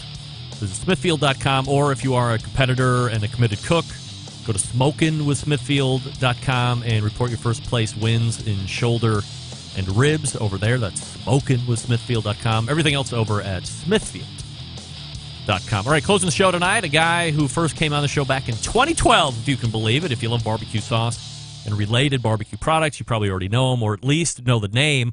Over the years, he's become a force in the sauce business, has also created a successful barbecue mail order business to boot, and as of today, he can add author to the items now checked off. Let's race to the hotline and welcome back the creator of Meet Mitch line of products, Mitch Benjamin, joining me. Hey, Mitch. Hey, Greg. How are you? Thank you so much for having me. Fabulous. Appreciate you making time, as always, and great to catch up with you here this evening. So before we get to the book, Mitch, can we get a little bit of a recap over the past few years, not necessarily like last year because that's probably a separate question, but over the last few years, the last time we caught up with you, I think you were in France or you were just back from France doing a whole barbecue restaurant situation over there. But how has business grown for you here over the last, I guess since the last time we visited back in 2019? Well, I mean, I guess that does take us to the pandemic for 2020, which was an odd year for all of us. And you really needed to kind of find your niche and your ability to maybe pivot pivot during that time. For me, Char Bar, which is a big restaurant and a big percentage of our time, was closed for a lot of that period. So we're back, fortunately, up and running now. But there's just been different things that I've been able to do and focus on. One of the things similar to what you do, Greg, is I've started to do a lot of Zoom and online virtual events with companies and really teach barbecue and just kind of keep it going. I've been working a ton with American Century Financials. They're based here in Kansas City, where I was approached by a couple of guys that said, "Hey, Mitch, during this pandemic, we're not able to make sales calls. We're doing a Zoom call a month, and it's boring. And we were wondering if maybe you would do it with us." And so I said, "Sure, let's do it." And so they would do about 10, 15 minutes of their selling and educating of their products, and then I would do a half hour of barbecue. And during that time, everyone was home cooking.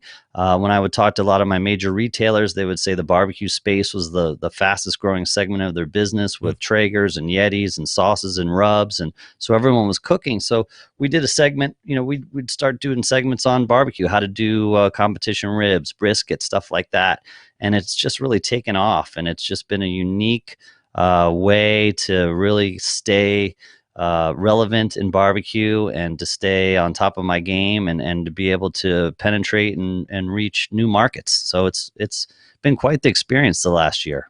Specifically, did the barbecue mail order business go bonkers during the pandemic? It was huge. Yeah, it was huge. There were so many guys that would contact me with Excel spreadsheets with a list of 30, 35 customers that said, "Hey, Mitchie boy, can you send them all, ribs? Can you send brisket? Can you send burn ends? Here's a note saying, hang in during these tough, unprecedented times. Miss ya, love ya," and all that kind of stuff. And for me, it was, through the roof. I mean, I would say sales were probably up about 600%. Wow, that's it's a pretty good business chunk. On the rise there. So, for the folks that don't know, how does a mail order barbecue business work? In other words, is the food being made at like your Char Bar location or some Meat Mitch great question. entity, or are you contracting somebody? No, that's a great question. You actually have to cook in a USDA certified location. You can't do it in the restaurant. For instance, you're familiar with Jack Stack Barbecues, probably one of the largest online. They had to go to a separate facility. They couldn't do it in their restaurants. It has to be an inspected facility with an inspector on site. So, for all intents and purposes, I have a co-packer that I went and trained with for a week, uses my sauces and rubs and my technique, and then packages it. We take it to a fulfillment center, and away it goes. That's your name on there. I'm sure. I mean, I know at least in my mind, I would be going bonkers thinking that I'm relinquishing control over to somebody else to meet my standards. So what kind of a quality control do you put in place to make sure that the stuff is right being sent out time and time again? Well, I mean, we do, and thank you, because I know that you've ordered and paid your own hard-earned money. Well, it's for good, it. so that's good. Yeah, thank you. So we do consistent checks, and we feel really confident in the team that's producing our products, and they're just growing leaps and bounds along with us. So it's been an amazing experience. There's a number of folks out there, Mitch, who feel that they might be ready to bring a sauce to market. For instance, you have a lot of experience doing that.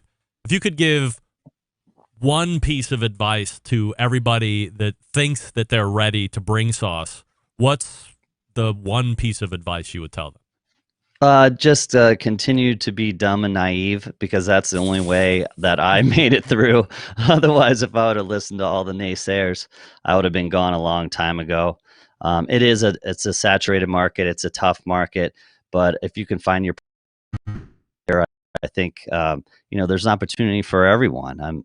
Everybody's always going to eat, and new tastes and flavor profiles are always accepted and looked for. You just got to be able to put up with the buyers, for a lot of these chains or places that say, if you've got a barbecue sauce and a salsa, please don't come into my door, because it is a tough business to crack. Let me tell you. Do you have to have a pretty good business acumen as well? I mean, certainly if you have a recipe or you're a good cook, that's maybe half or a little bit more than half of the pie, but you have to be able to put deals together too, right? Yeah, well, I mean, my background. I worked for TaylorMade Golf Company for 21 years, so I was constantly cutting deals and selling a product. It's a widget, right? So I kind of took the same tact with it and just tried to come up with unique and maybe run some plays from my history. And there's opportunity out there, and I would encourage everyone, first and foremost, not to quit your day job. Took me a long time before I did that, but to go after it and always chase your passions, for sure. Mitch Benjamin joining me here on the show. meetmitch.com, the website, if you want to go ahead and check that out if you haven't already. So let's talk about this thing right here, Mitch, the Barbecue what a day, Revolution huh? book. How about that? We launched today, so I have it in my hands. I'm sure a number of other folks have it landing on their front steps, stoops, and patios and the like here today as well. I'm always interested to hear how book deals come together, and it's quite a different world that we live in as it relates to books. 15, 20 years ago, people were getting into doing books to make a living at it. You could get a good payday with that advance and, kind of coast for the rest of the year. Now, I mean, you're a fairly high-profile guy in the industry, successful restaurant owner, successful barbecue team, friend of George Brett, doesn't hurt. Are you shopping a book idea, or are people coming to you, publishers coming to you saying, hey, Mitch, do you have a book in you? Well, I appreciate the question. And first and foremost, today was publication day, which was a real surreal event. I never probably thought that I would ever have a day like this, but also with the power of Amazon, everyone received their books today on the same day. So I have had literally a just rolling text messages and emails and from everybody that I know and love, just congratulating me, filming themselves opening up the box with the book in there. I mean, it's just insane. It's been overload. It's been awesome. So I really appreciate all the support and love from everybody out there. How it came about was kind of unique, and you touched on it earlier. I had an opportunity to go to Paris, France, and open up a barbecue restaurant with the team over there. Upon returning, I brought Paul Patterson, my head chef over there with me. We went to Memphis in May, got on stage winning 2 different events. It was just a Disney book kind of story, and it got headlines and a lot of press. And from there, I was contacted by 2 or 3 book publishing companies. So I didn't know how it would work really. But one guy kind of, I responded positively to all of them. One guy was a little more eager to help me figure out how to do it. And that was a guy from Harvard Common Press, which I figured that sounded pretty cool. I like that. Yeah. And so I'm like, let's roll. So he helped me a ton. It was a unique experience because it was done during the pandemic, where a lot of times your editor will travel and be with you during photo shoots and be able to really be by your side and help you a little bit more. My first book experience ever, so I was kind of flying blind. But it turned out great. I had a lot of local support and, all that we could do through conference calls and Zoom and stuff like that. So I'm excited. And today is the day it's born. So it's out there now. From a process standpoint, you've put together programs for competition barbecue. You've put together barbecue training programs for folks like you were talking about on Zoom. You were, doing the whole TaylorMade thing for 20 plus years, doing it that way. Is this just a new process for you writing a book, or was it something completely unexpected? Or perhaps was it a lot, I don't want to say easier, but did it flow out of you a lot easier this time? It did. They give you some guidelines and they try to give you some structure and help you with that. I love the freedom that I had. I think that you've had the book now for a couple of weeks. I think there's a wide variety of recipes. I was able to do pretty much anything that I wanted to do. And a lot of it doesn't necessarily mean your head's in a pit. Some of it are just things that I love to do at home with seafood characteristics and, different things. So I loved all that. I loved the opening paragraph before the recipe, really to tell the story of why it's in the book and your experiences and things, why it means something to you, so that part was all fun.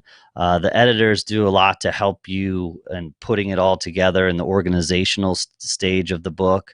I got to work with Isaac Alongi, who is a buddy of mine and a local hero photographer here in Kansas City. So I thought it'd be cool as shit if Isaac took all the pictures, if George Brett wrote the foreword, and I did the rest of it. I thought that would be a pretty cool deal, and that's what I got done. So I was excited about that.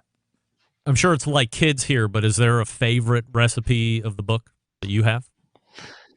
I don't know. There's so many. I mean, there's about 78, 79 recipes in there. There's so many that I like. I don't know. I like the seafood crab cakes. I think those are amazing.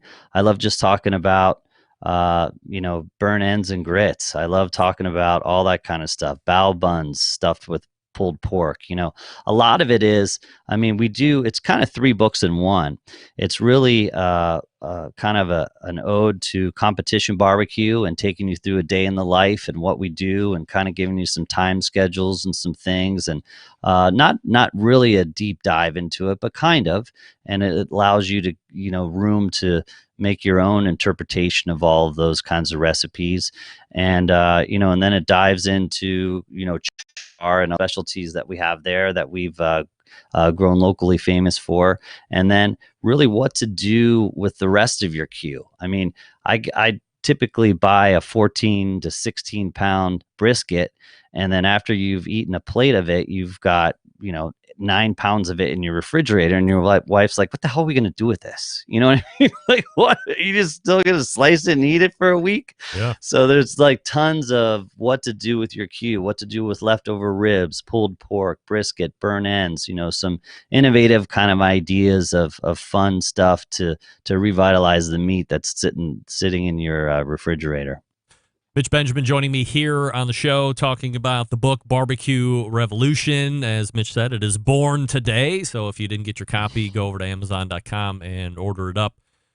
Mitch, Dr. Barbecue says that the first book is always the easiest to write because you've accumulated the stories, the recipes, the life experiences, and now you have an outlet to unload them on. However, it's the second or the third or the 10th book that really proves who the writers really are. That being said, do you think you have another book or 2 or 3 in you, or is this a life experience? You've done it and probably never going to do that again. Well, that's funny you bring up Ray, because I believe it was maybe his first book was the first time I've ever seen my name in a book, because he listed his top 10 barbecue team names, and Meat Mitch was in there, and I almost fell off my chair. I remember having cereal on a Sunday morning. I had purchased the book. I'm flipping through it. I'm like, holy shit. I'm running around the house trying to get everybody to say, look what it says, look what it says. So that's awesome. I focused on it and approached the book like it would be the only one that I ever did. And I wanted to make it special from that perspective. I think it was a lot harder than I ever anticipated. It took a lot longer. With COVID and the pandemic, there was probably different hurdles that we had to focus that would have been easier in a different time frame. But now that it's done, I just want to kind of get through this one. It's like opening a restaurant. We talked earlier, you want to open that first one. You want to write that first one and try to get it right and make it as perfect as you can. And if there's another one in there, there is. My wife's convinced that there is for sure. So we'll see what happens. I'll probably negotiate differently on this second one, though. I'll tell you that. The question that people always take me to task about, especially 10 years ago, was trying to squeeze what the advance out of somebody was. And in 2021, I think that's not necessarily a great question to ask. And I think the better question now is writing a book another way to get Meat Mitch brand out in front of people that otherwise might have never seen it? And Greg, that's the only reason you do it. I mean, I talked to Chris Lilly, I talked to Jess Pryles, who had written Hardcore Carnivore. I talked to, our mutual friends beforehand and discussed, some of the numbers and things like that. And it's like, they're like, hey, this is an opportunity for branding. It's an opportunity to build your portfolio, and market your product. But if you think you're going to make money off the book, you've lost your mind. So that's the way I approached it. And then that's exactly what I anticipate. So let's switch gears for a second, Mitch. Char Bar, well established, as you would talk about. You're back up and running now, which is great. And the last time that you were on the show, I think we were talking about some other restaurant that was going to be opening. So I guess the question is, did that ever happen, or did it get put on pause, or where are we at with that? Well, there was a big pause, and it was probably for the best. If you would have taken me back when we had closed out our last interview, I would have hoped that Meat Mitch Barbecue would be open and running until we would have ran right into a pandemic. So sometimes things happen for a good reason. We are in a build-out mode of 90 to 120 days. Looking to open end of September, October 1st for the first Meat Mitch barbecue branded restaurant. It will be in Leawood, Kansas, which is probably about 10 miles from Westport, Kansas City, where Char Bar is. And it'll be a little bit different. It'll be fast casual. So it's the idea of where you walk up and you see the cool menu board and you see some exhibition cooking, slicing, things of that nature. You can see the smokers, all that kind of stuff. You place your order, you go sit down, and then the rest is taken care of. You're served from there on out. There's a big bar. There'll be a big outside opportunity for fun, just like Char Bar. There'll be games, there'll be bocce, there'll be TVs, fire pits, all that kind of scene. We've redesigned it 3 times throughout the pandemic, really to take advantage of to-go orders, to curbside stuff, really, worrying about COVID 20, 21, 22, 23, all that kind of stuff. But I think barbecue was really one of the foods that survived well from a pandemic time, where it could be curbside, it could be delivered, it could be things like that, and it holds up well to delivery, as opposed to sometimes cheeseburgers, fries, and wings don't do as well. Is that something that anybody that's going to be opening a restaurant now should be taking into account, now that we've been through pandemic? Without a doubt, you have to be pandemic compatible going forward. Yeah, I think you need to be vaccinated as a restaurant for sure. Yeah. No, you have to be thinking about that strategically. You have to be designing to that. You need to be up to date with all of the apps, all the delivery apps, all that kind of stuff. It's just it's a new dawn, and I think we'll go back. I see it today as being normal again. But I think from a business, you have to be, in tune with the to-go business and the carry-out business and the people that just want it to go now. Will we recoup back to people going out as much as they were? I think so. I think so. Char Bar, we're not quite at our 2019 numbers. We're not anniversarying them exactly, but we're not far off. And we're a big outside area with the games and the croquet course and the picnic tables and the bars. And I just think, for me, maybe it's wishful thinking, but I'm 100% think that we will get back to normal someday when this is in the rearview mirror for sure. I mean, we're humans. We just love our fun. 100% love our fun. From the Meat Mitch restaurant perspective, is this just a one-off, something to complement Char Bar or have a little bit of diversity between the two, or is there a bigger end game?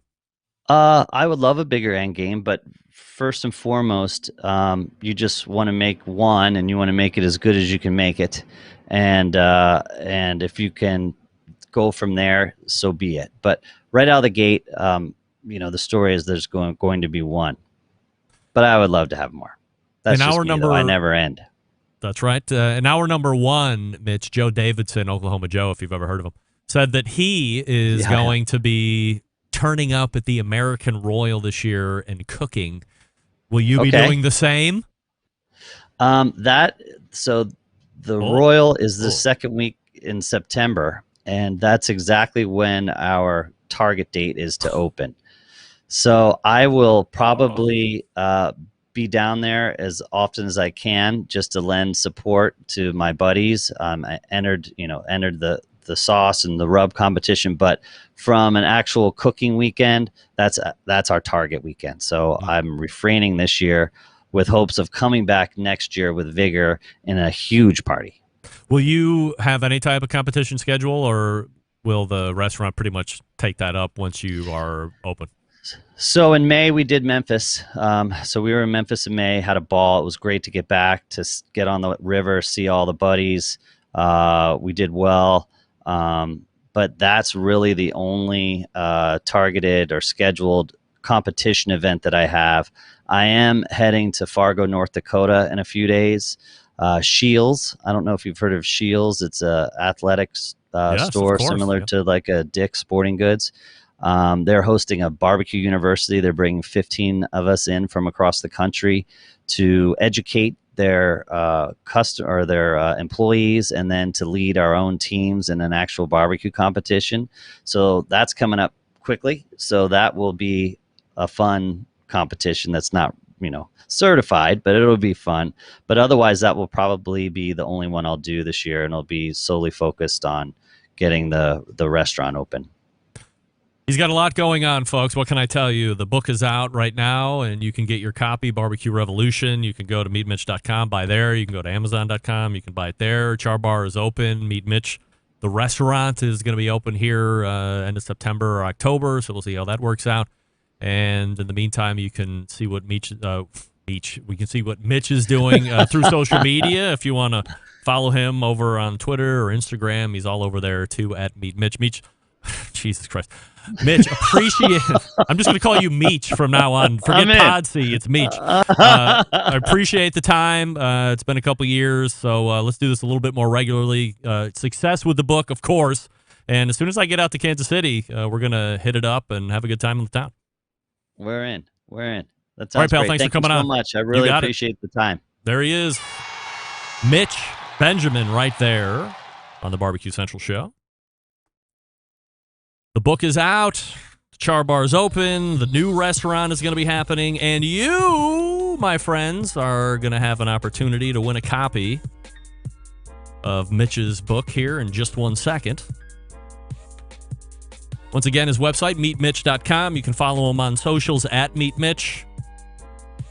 You can buy the book on the website, or you can go to amazon.com. And great insight. Great to catch up with Mitch there.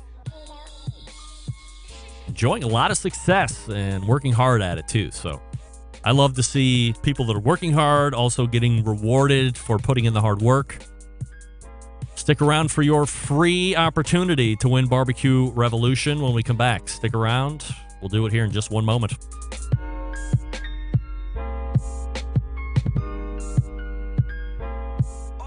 Whole packers, full racks, legs and thighs, injecting butts. If you've never heard this before, you might think you found the best XXX show ever. Let's get back to the most homoerotic host out there today, Greg Rempe. And this portion being brought to you by Vortic Watch Company, a small batch custom watch manufacturing and vintage restoration company located in northern Colorado. They take antique American pocket watches just like this one, turn them into wristwatches just like this one. Their mission to preserve and enhance the legacy of manufacturing excellence in America. In order to do that, they combine traditional and cutting-edge technology to create unique quality functional timepieces with exceptional value. And the coolest part is that each watch that Vortic makes is unique and one of a kind. Vortic, founded on the motto that America wasn't assembled, it was built. Check out vorticwatches.com for more information. And while we're up and ready, let's do this. Now's the time where we give stuff away. People give us stuff on the show to give away at no money for you. That's why it's free. Send an email on its way when I tell you to. That's why we give stuff away. Ooh. Everybody's ready to get their hands on the latest barbecue book to hit the market today. As Mitch said, it was born today. Barbecue Revolution. Innovative barbecue recipes from an all-star pitmaster. Meet Mitch Barbecue and Char Bar Smoked Meats and Amusements. They have such recipes as this. Smoked tri-tip steak. And various other recipes. If you would like a copy, send me an email and in the subject line put Meet Mitch. Meet Mitch in the subject line. Greg at thebbqcentralshow.com. You can get your hands on a free copy of the new book by Mitch Benjamin, my last segment's guest, The Barbecue Revolution, Innovative Barbecue Recipes from an All-Star Pitmaster. Currently available for sale on his website or on Amazon, but you can get a free one right now. Meet Mitch in the subject line. And we wish you good luck with that.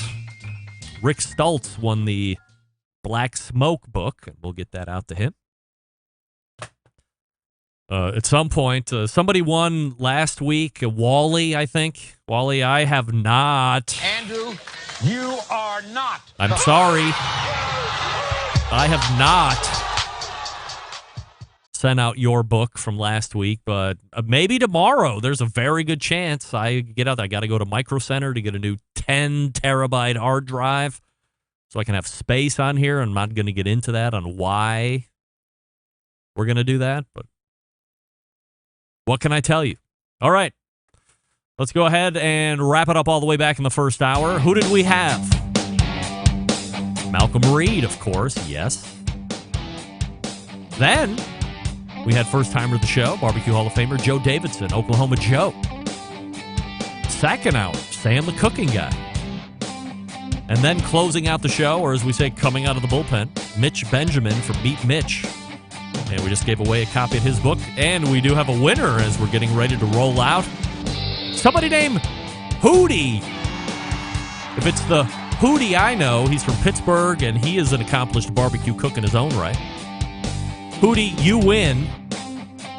So send me a subsequent email, and in the subject line, put Meet Mitch Winner. Meet Mitch Winner.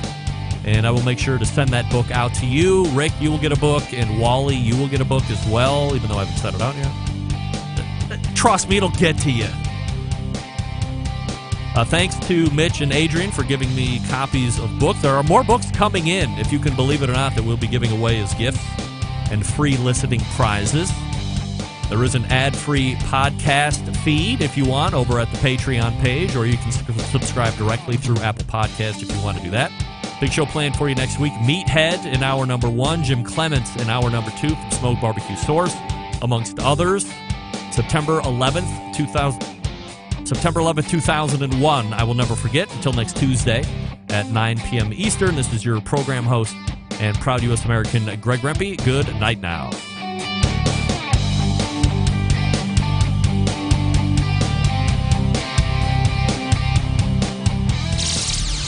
Hi, this is Jeff Richards, Columbus, Ohio. You're listening to BBQ Central.